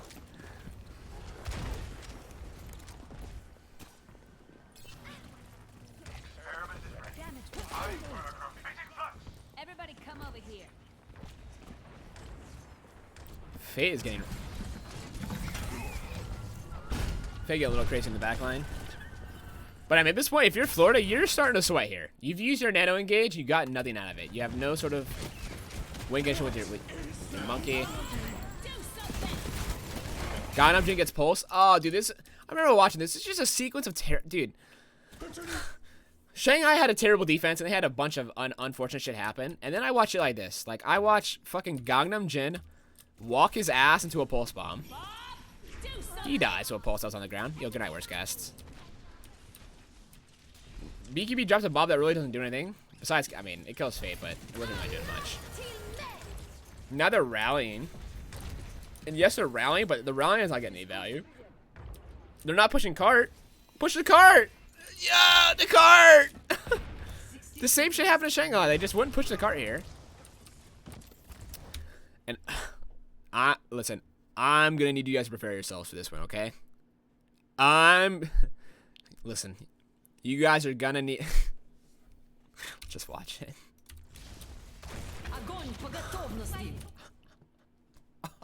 Oh, no, no, no. No, no, no, no. No, dude. No, dude. No. They wasted Rally earlier. The Rally did nothing. The Bob didn't do much of anything. And then this is just the fucking cherry on top, dude. This is just the cherry on top, dude. So, I watched him in his POV, and I think what happened was that OG knocked him away on the Winston with his jump, right? So, like, watch. Let's slow it down. Let's slow it down. Watch, watch, watch, watch. He's close. Boop. Knocked. Oh, dude. That's actually, like, the more I look at it, the more I think that it's kind of just unlucky. Because, like, I think the solo graph here it's right. I don't know if, like, even then, I don't know if I think the solo graph is right. The more I think about it, I don't think the solo graph is the right play in that scenario. But he misses the, I mean, I don't know what's miscommunication. I just think it's unlucky. Like, I think OG jumping the Sigma here is fine. Like, you see, like, just watch the jump, knock him back. Boop, get knocked back. Oh, that's just... I mean, at this point, they're just fucked, though. They've used their graph, and they're only 90 on a Nano now. Fate goes in and drops mines on points. They can't push the point anymore. Yaki's dead. At this point, it's just series over. There's no way Florida can win.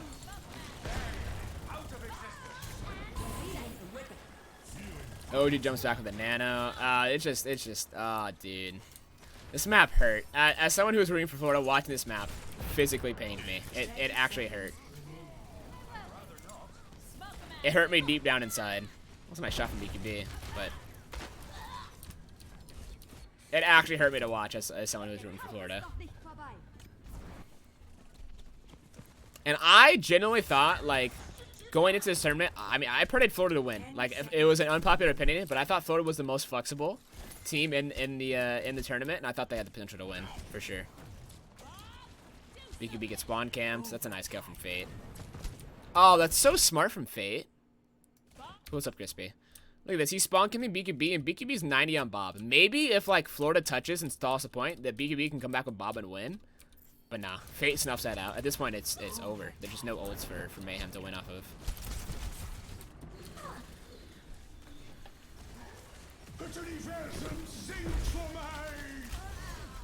Pass into the iris. Oh, what a painful map for Florida to lose, dude. What an absolutely painful map to lose. That's like, as a player, when you lose maps like that, you fuck up the full hold. Like, you get the full hold and you can't cap off the full hold. You get fuller held. Oh, dude. It is so, like, you, like, tell yourself you're not boomed, but it is so hard not to be boomed in those kind of scenarios. It is so hard to mentally recover from that. Yeah, it's by far the worst way to lose a map. It's, like, not even close. I think it's worse than C9ing. I think it's worse. I think it's worse than C9ing. I'd rather C9 than lose to a fuller hold.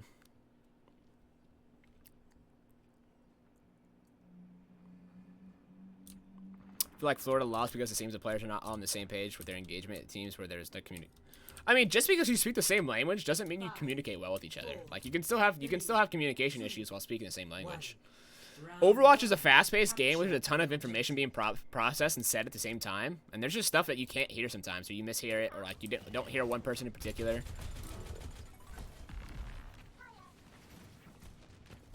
It could be any number of things.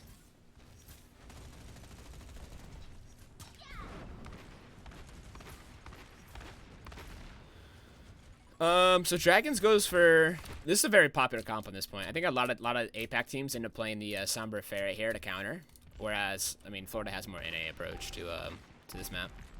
The objective is now active. I've got to say, Fate has made some okay plays on Gibraltar, but Fate's ball has left me wanting more. It's left me wanting more at times, to say the least.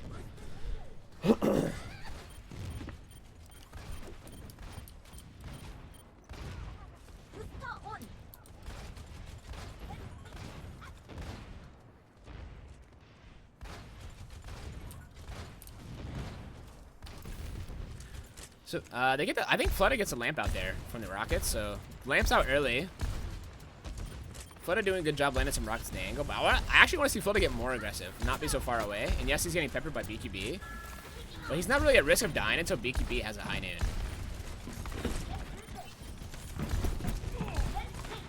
Nice matrix from Gargoyle, saving BQB there. Well, never mind, not saving BQB there. Ooh! 2 kills and gets lamp out. He could have killed the Gangnam Jin there if he had stayed focused and not switch his aim off, but that was really nice from Fludda there. Am I the only one who thinks Fade's second best hero is Ball? I mean, yeah, it ain't Reinhardt though. That's for sure. I would say his hero is probably. I actually say his best hero. Actually, no. I think his best hero is Orisa. His second best is Winston. Third best Ball. Fourth Rein. I think his Winston's better than his Ball, to be honest. But I'd say it's close, to be honest. So it's a really nice set of rockets there from Fludda, basically confirming the kill, the fight for win. I mean, Dragons in this scenario, retaking, only using Barrage, leaving your team with EMP, Mines, Diva Bomb, Valk.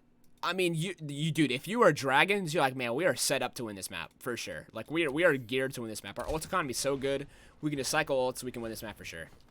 I might need this later. Now, the man of the hour here.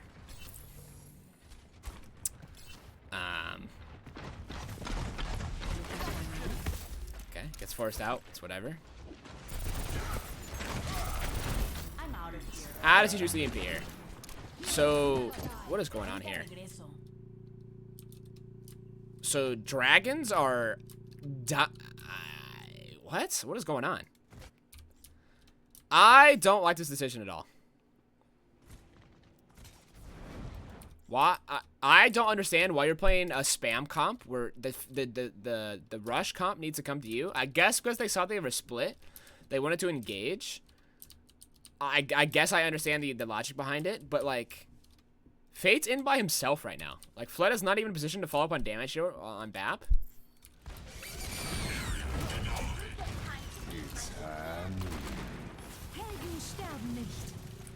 So they commit 4 to 5 people here to dive onto this, while these guys get the free point, and it's a nice EMP. And yeah, I mean, I guess they follow up on the kills, but like, Dragons had to unload that huge ult economy that they had. They had to drop 3 ults for that, and Mayhem used nothing. But why is so sort of? I don't know. Okay. So why I think Florida splits like this is because Florida knows going into the ult economy that Dragons had, the 5 ults they had up here, that if they just 6-man together and walk up main, they'll just catch 1 ult and they'll lose. So they're trying to get creative and sending people in a split and pinching, right? And making Florida, making Shanghai do weird shit, which basically happened, right? Dragons use 3 ults basically for nothing. And so if you're Florida now you can group as a team and use your ult economy in your favor. Because realistically, if Florida had just gone as a 6-man and walked up main, like I'm talking about, like walked up here and 6-man, walk up here and 6-man, they just catch an EMP and they lose. Like that's really what should have happened for Dragons.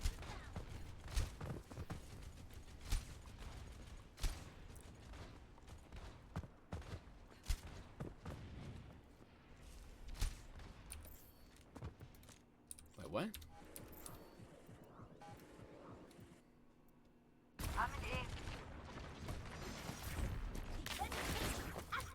Yo, they can.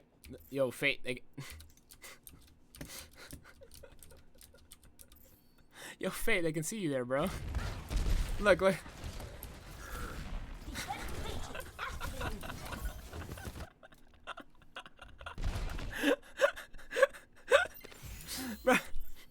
Bro, they can see you. Look. They can see you there, bro. Fate. They don't be harsh, dude. He didn't move. Fate could have just AFK'd stood there, and they wouldn't have seen him there.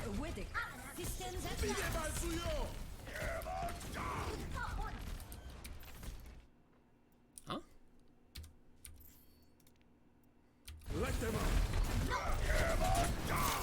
All right, that's alpha. I respect that, honestly. I kind of respect that shatter, to be honest.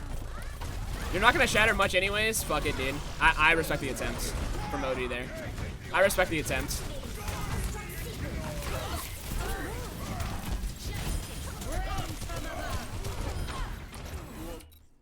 Dude, that was so risky from OG. What the fuck?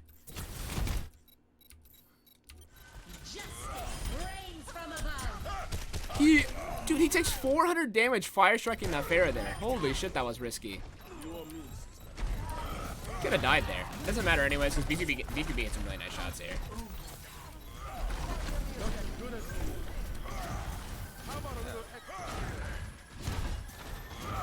Alright, so Lip has another EMP coming up. Man of the hour. The Lip EMP. Be right back.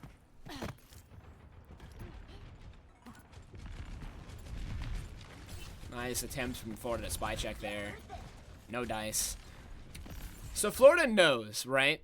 Florida knows that they have no ults and Lip has EMP, so they're trying to play in a way where they can aggressively find somebody here. But they really missed the time. They missed the timing here because Isiaki's, I guess, hiding back here or something, or just came from spawn. And so Lip goes for an EMP here, right? And I actually think it was a good EMP, but there was no follow-up, right? The problem is, like, there's no follow-up. It's a 3-man. But Yaki reacts, right? So Yaki gets a wall down. Wait, Yaki doesn't even have to react. He dodges somehow.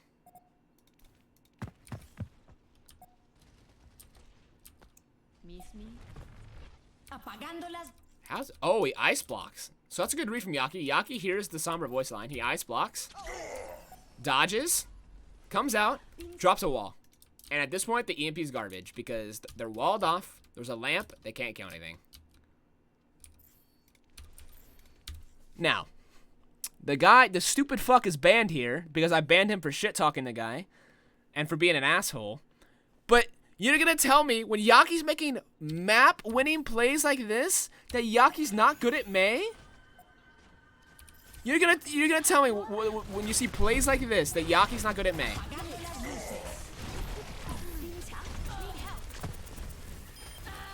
Bro, Florida loses right here if he doesn't do this play. Period. They just lose. Because they're 3-man EP'd, and yes, Lamp's off, but they would have just got ran over by the rest of Shanghai. Trippy got banned? Yeah, I banned him. Yeah, that's who it was. Trippy Triangle. Yep, I banned him. I banned him because he was being an asshole. He says he gets personal gratification out of seeing Yaki lose, and that Yaki was a bad man. And I said it's not very nice to treat the players like they aren't human beings, and he was like, and he started being a smart ass, so I just banned him.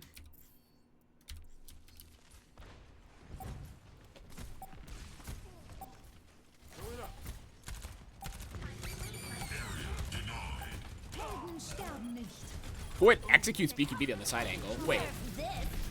This went from like unlosable from Florida to suddenly losable.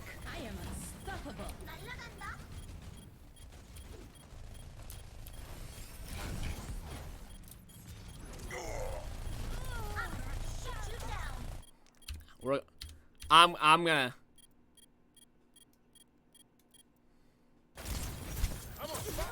Watch this, watch this, watch this, watch this. Look at this guy. Look at this guy.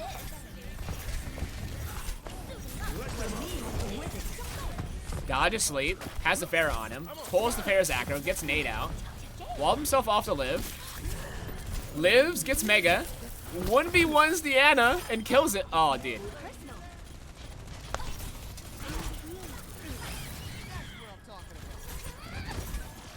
Bad May, by the way.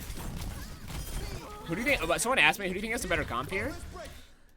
Really, that just depends on what region you're playing in. Like, I think every NA team thinks that Rush is better here because Rush is good here because the map is so tight.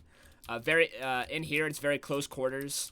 The only really open parts of the map are here, but even then, you can circumvent that by using like these high grounds. It's very hard for like Pharahs and Echoes to carry here, and Ashe doesn't really have the angles. So I think NA thinks that Rush is better. I don't know which is better. Personally, I think Rush is probably the best comp on this map, but it's up for debate. I think you can win with anything on here. Score 0-1.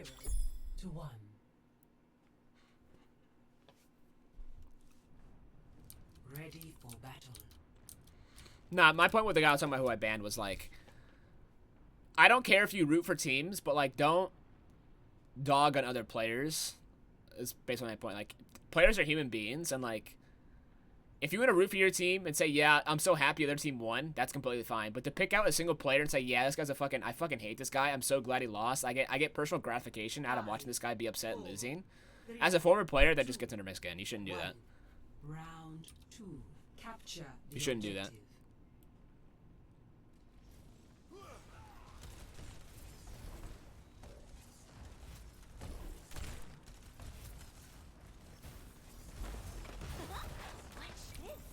I need to go back. I didn't watch everyone it out. But yeah, and then his argument was, oh, Yaki's not here, so I can say whatever I want. That's not how that works.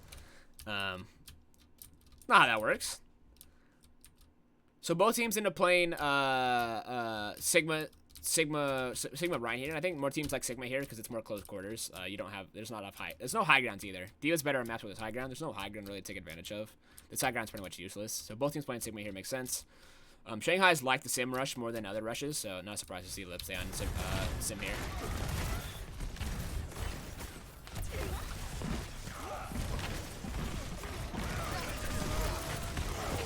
So because Florida does not have the sim, and they swapped up the sim, they're a lot slower to the rollout. So Shanghai has all control of the point here.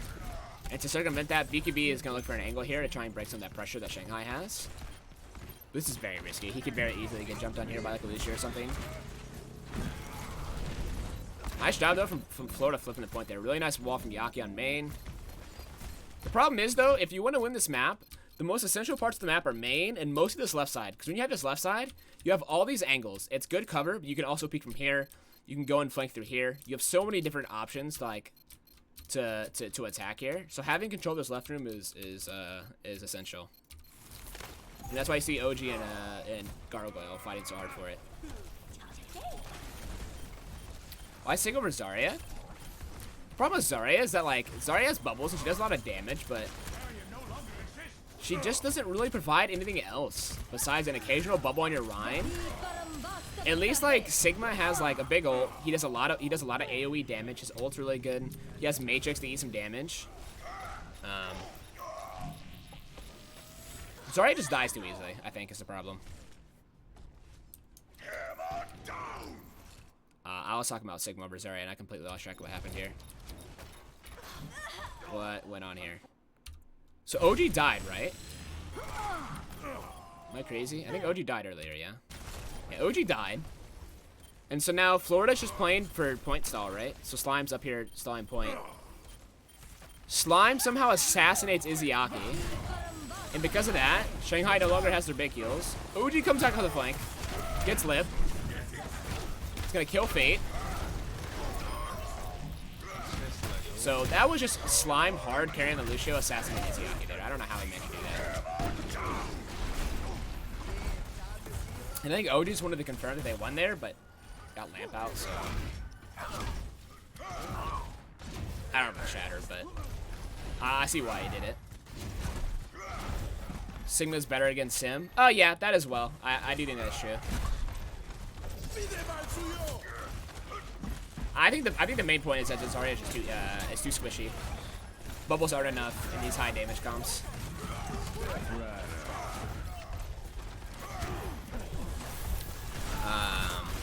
So Florida kited the window.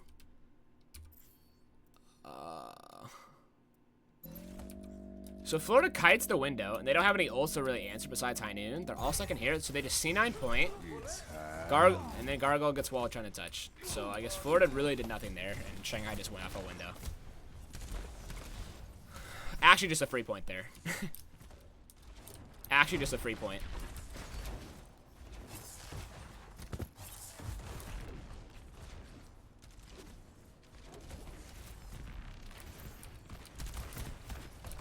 Okay, so Florida retakes to the left side. Again, Dragon's putting emphasis here on controlling the right. As you see with the Sigma main free there. The window main. Ooh, really nice beat from Slime here. So Gargo gets caught trying to contain... Gargo wants to contain Dragons from flanking from the left side. Because if Dragon gets a flank for free on the left side, Florida will have nowhere to go. So Gargo is containing. But that makes him get ran on by 3 people. And Slime answers with a beat. Perfectly timed as well.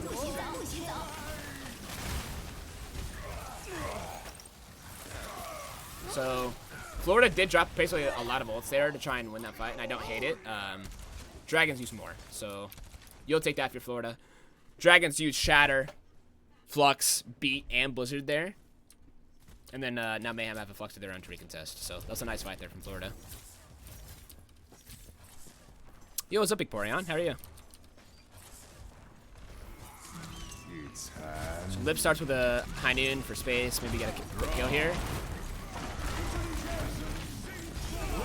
Really nice Flux from Gargoyle. It's really nice because Shanghai was walking forward here for High Noon. And then as they walk back with their cooldowns, Gargoyle gets a Flux here to catch to Lip and Fate. And Li Zhigong dies in the process as well.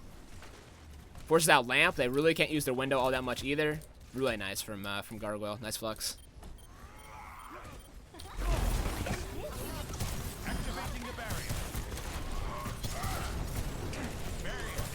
My barrier destroyed. They're gonna get a stagger kill on a Fate. Yeah. Interesting that Fate does not back up there. I don't know why it didn't back up, but. Sensing the start of a graphitic flux.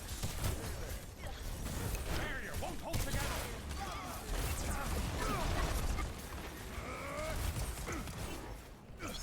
I don't think this is a good game. Yeah, I don't think this was particularly good either. I think both teams played pretty sloppy this match.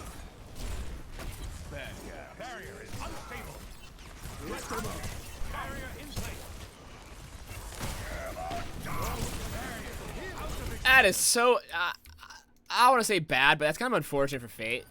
Fate goes for a slam here, and I guess he assumed that the Sigma Shield was going to die, because the Sigma Shield's what, like 100 HP? Yeah, 111?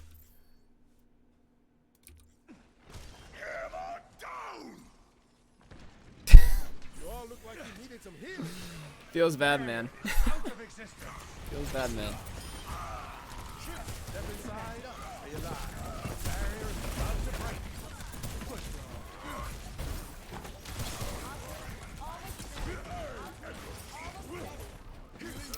Yaki's gonna set up close for Blizzard here. Not a great Blizzard. But at this point, it doesn't really matter because dragons didn't have ult. And like the Blizzard itself, actually, you know what? The more I think about it, that was actually a great Blizzard. So right. So Yaki sets up here. He shows that he's gonna Blizzard this choke. Actually, a zoning Blizzard, right? Because he runs up, he Blizzards, and now in C9 territory, Dragons is forced to like back up and use a different route, and now Void has to try and touch point by himself, and nobody else can help. A literal zoning Blizzard, yeah. And now Void can't touch. GG's. Map 6. Victory. And if you're Florida, like you're really happy you won this, but you're thinking about Gibraltar like, man, we could have just put it away right there. We could have actually just put away the series 3-1 right there. Now we have to get to Dorado. Ready for battle.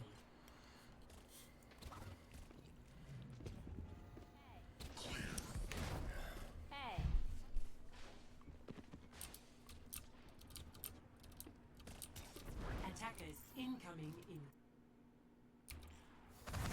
Okay. So Dragons are taking it. Again, they're playing so they're playing the Sombra Tracer this time. We haven't seen a lot of that from this series. But it's actually a really great comp. Because Mayhem's playing the Zen Mercy. And in a versus Sombra Tracer ball, like Zen Mercy just can't live. You basically have to play perfectly at Florida, and that just is not gonna happen here. Especially because they're playing Sigma, there's no Matrix, like there's nothing. Like poor old Gangnam Jin here. Old Gangbang Jimothy is not gonna have a good time. That's for sure. Like, Lip is gathering all the info here. Look, this is where the Zen at. This is where the Zen's at. Zen's right here. Zen's right here. Yo, Zen's half. Zen's dead. It's just, and it's like almost over at this point. Look at Lip. Sombra's a great hero, right? But I think what people understand is like Sombra's info gathering is like one of the best parts about our kit. They literally won that fight because Lip went invis, scouted the Zen, did damage on Zen, follow-up damage. That was it. And look, he's got EMP. I love the Sombra Tracer comp. Can't wait to see that in the June Joust. Haha. Can't wait to see some Sombra Tracer Zen in the June Joust. Should be fun. Should be a good time.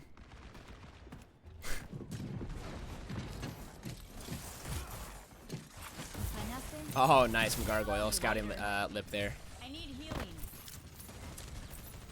So sad about bans. What I'll say about the people complaining about the bans is that like this was already announced it was gonna happen, right? And if, in my opinion, if this meta from the May Melee wasn't great, people would be complaining, or people would be like, oh yes, hero bans. Now it's gonna get switched up. Oh, but because the meta from May Melee was good, now hero bans are a problem, right? Like, and like people are like, oh, just cancel the hero bans. Like you can't just change the rules because you like the situation you're in now. You have to stick to the rules, right? And everybody knew this was coming, but like this was announced months ago, like so long ago.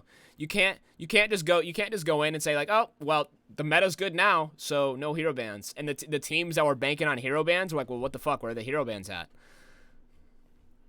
Yeah, like if this was not announced like literally like 4 months ago, maybe I'd have more of a problem with it, but.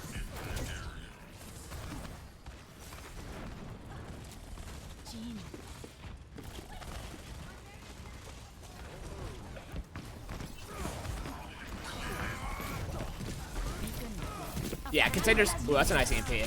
Oh, Lip with a 5-man EMP. That was. I mean, that's just a free fight win, just off EMP. Yeah, I think contenders should fix that. I think Blizzard's aware of it. I know they're talking about it, so.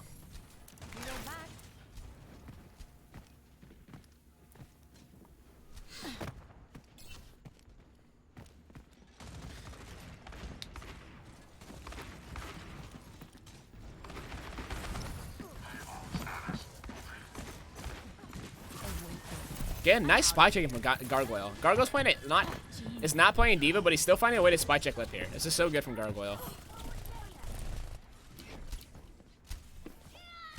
BKB with a nice shot on a Fleta. Like, what is Dragon's answer when Lip doesn't have EMP here? They have 5 ults and they're like not using anything. They're like finding a way to use anything. Gargoyle goes with Flux. DJ Gong dies. It's just like, if Lip doesn't hit 6-man EMP, what is Shanghai's answer? Was it random? I don't know how it was picked. I don't think they said how. To be honest, I kind of like that they don't say anything about how they were picked, because people will always find a way to complain about how the hero bands were selected.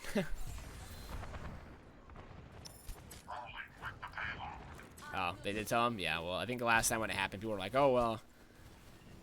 Dude, the worst wasn't the first implementation of hero bands they had, where they did it off comp play rate on GM and above. Dude, we were in a meta where, like, dude, you guys remember that? They were doing off comp play rate. So Mercy and Hog could have gotten banned on the first set of hero bans. You guys remember that? That was terrible. Nice stick from Fleta. Oh, that's such a huge stick from Fleta there. Gangnam gets his transforced by the Diva Bomb from Void. Now Lee Jing-Al's going to sustain with Rally. A nice go from yeah. Nice cleanup though from Florida. Dragons used everything besides Nano. They used Rally, Diva Bomb, Mines, and Pulse Bomb. And Fleta even hit a really nice pulse as well. You think Off-Tank is the most stacked role? I think it's either hit scan, Off-Tank, or Flex Support. Those are the 3 most stacked roles in L. It might be Flex Support, but Off-Tank's definitely up there. Might be hit scan. I don't know. It's hard to say.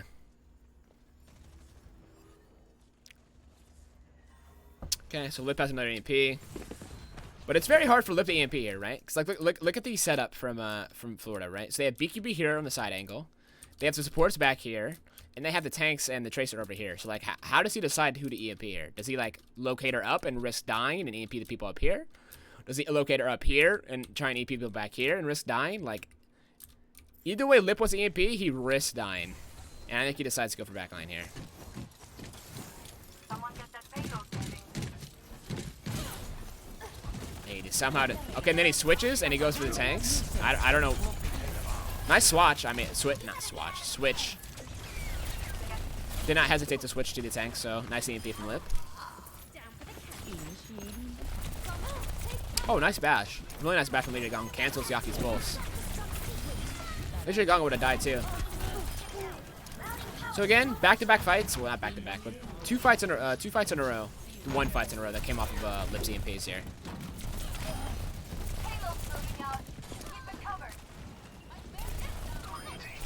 I mean, Lip's base Sombra gameplay is nuts. Like, okay, so we've seen this once before, right? From when we did another review. We saw Doha do this, I think, where he threw it at him. I think what happens here is that the Sombras think they have Locator, and they're pressing E to get out, and they're like, oh, wait, my shit's broken.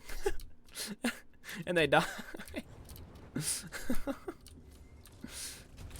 Poor Lip. Because that's not the only Sombra I've seen. I've seen Doha do that as well.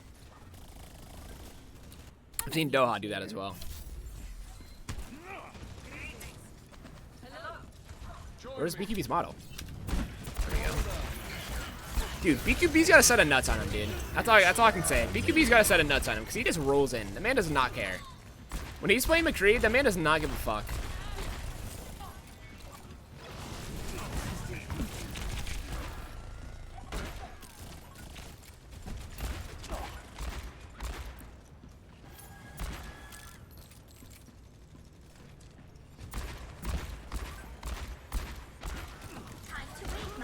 Okay, so Lip has EMP again. Gangnam Jin does not get the reaction, so that's another huge dude. 3 EMP, 3 fight wins. This is like the ideal Sombra gameplay if you're Shanghai. You're so happy with how Lip's playing. 3 EMPs, 3 completely clean fight wins. Oh, that's so good. See you later. I might need this later. You cannot be more happy with how Lip's played EMP here. Or not EMP, fucking Sombra. Might as well be called EMP, because that's basically what you play off of is EMP.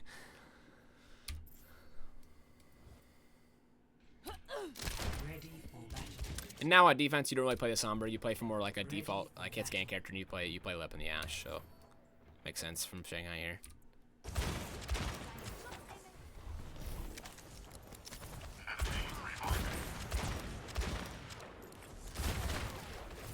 Okay, mirror comps, Ball Sigma, Mercy's in, and this is the problem that I had with Florida, right?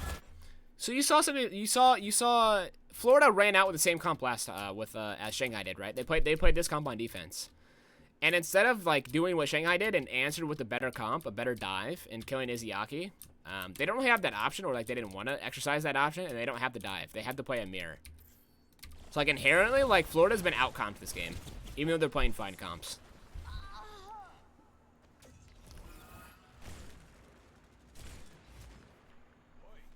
Fate dies on the side for slime. I guess that's fine.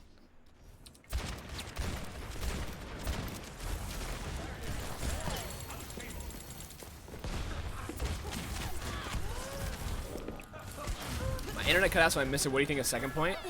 Yeah, Florida could live the EMP there. I didn't have any answers to it though. They're like maybe if they like a trance or like an ult or something. They didn't really have anything to answer the EMP though.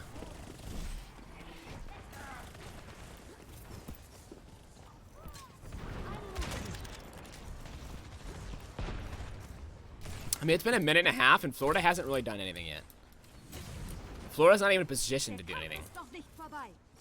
It'll be about 2 minutes before Florida actually takes a serious fight here. And at this point, with the same time bank, Shanghai has already killed Florida and capped the point. So, like, Florida's already behind on this map, like, by a significant margin. They're already behind. It just takes them forever. Like, they're taking so long that Fate has, like, died, came back to spawn, and, like, died again, I think. Nice rock there from Gargoyle. Immediately res, though.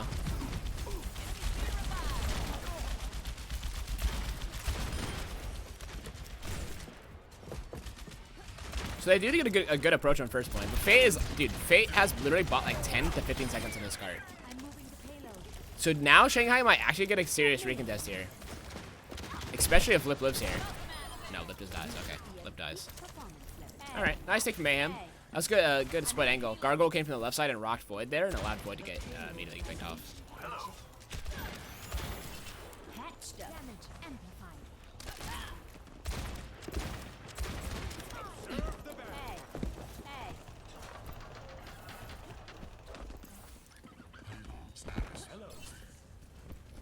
Get over here. Where's OG set up? You need your ball and your chaser set up behind him right now. And like finding a way to get on the back line. Just playing main here is not really good enough. Maybe they go for like a mines engage from OG. So they go Flux first. Okay. I was a little scared that Flux was gonna get no value. But nice Flux from Gargoyle there. Finishes off Li Zhigong outside of this Yaki's trance range. But Fate trades mines for trance there, and you'll take that. So now Void gets a free Flux. What's up, Mars? Yeah, we're almost done. I'm not doing any more after this. My voice is already starting to go a little bit. Yeah, but now Void gets free Flux here. I want to see how he uses it.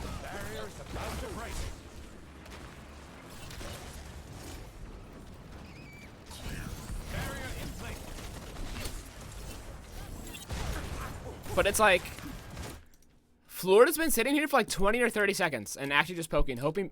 Dude, they're literally just playing off the idea that BQB might get a headshot on somebody. Like, you can't play the game that way. You need to be more aggressive, like on the other parts of the map. And now OG's gonna get picked, like potentially get picked off here. Void goes for Flux, and now, ooh, that's a really nice shield though from Gargoyle. Really nice shield. Denies the free Flux.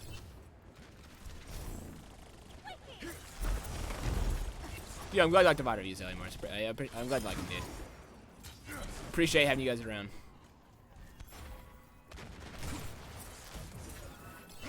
Yeah, I'm gonna be doing one a day though, Ellie. So I'll be doing another one tomorrow, same time probably.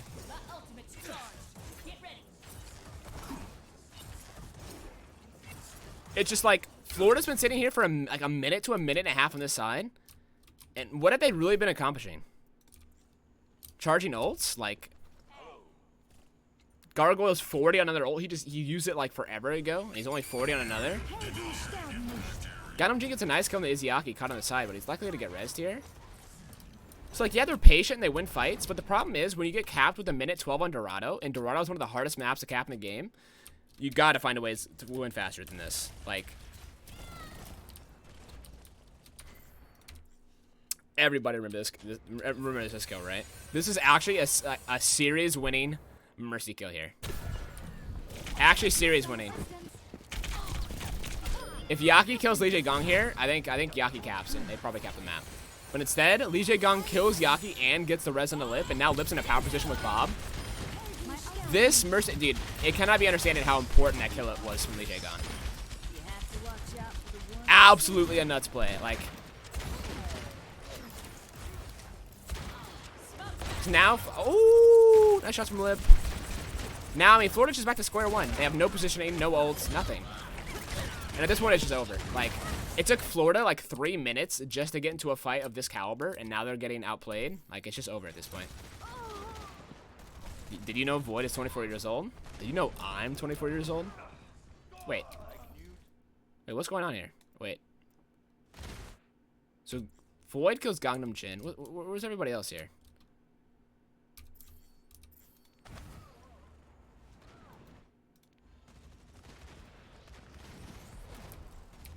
Okay, so OG and Yaki, I guess, get good damage onto Mercy here. Yaki kills Fate. OG kills 2 up here? Wait, OG went nuts on this one. And then Gargo on a flank kills Izzyaki? But at this point, I mean, Dragons has better spawns. OG's too low to push the cart. BQB goes back Soldier because they think Florida's winning, but... Hey. Hello. Hey. Let me get you patched up. Now I got the legs. But it's like Florida's right back where they started 4 minutes ago. Yo, I mean, like, dude, sometimes I think Fate is just like drunk playing ball. Like, this guy looks like a fucking drunk driver running into walls and shit. Like, look at this guy.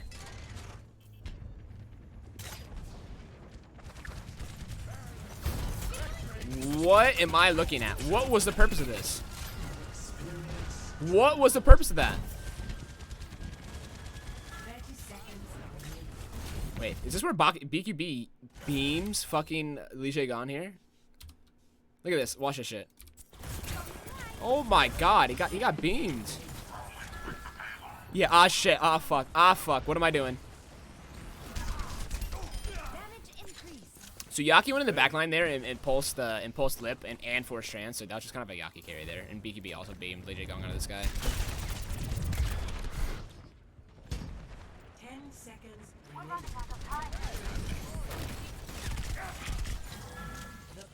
Okay. So nice. Florida, like, as a team, I feel like, and how they take fights hasn't been that great, but they've had, like, insane, they've had big individual pop-offs. Like, BQB's had his moments, OG's had his moments. Like, I think everybody individually on a mechanical level has had great moments, but I feel like as a team, they don't take fights very well, and their ult economy is not that great.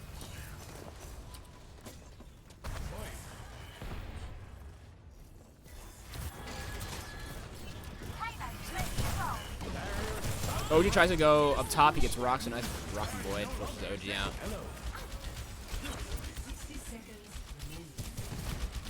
I mean, Mayhem's just at a strict disadvantage now, though, because, like, they're on Soldier. And, like, yeah, Soldier's not as bad as people make it out for, but, like, Ashe is just a better hero.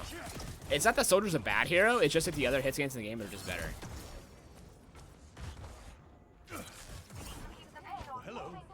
I would just... Is Dallas the best team? The best team? Yeah, I don't you mean. Yeah. They play as a team the best the most, I think. Like, nice Flux Mines. Confirms the kill on the Void. I actually think Ashe makes balls like more difficult because like you have Coach Gun and Coach Gun like hard denies any sort of ball engage.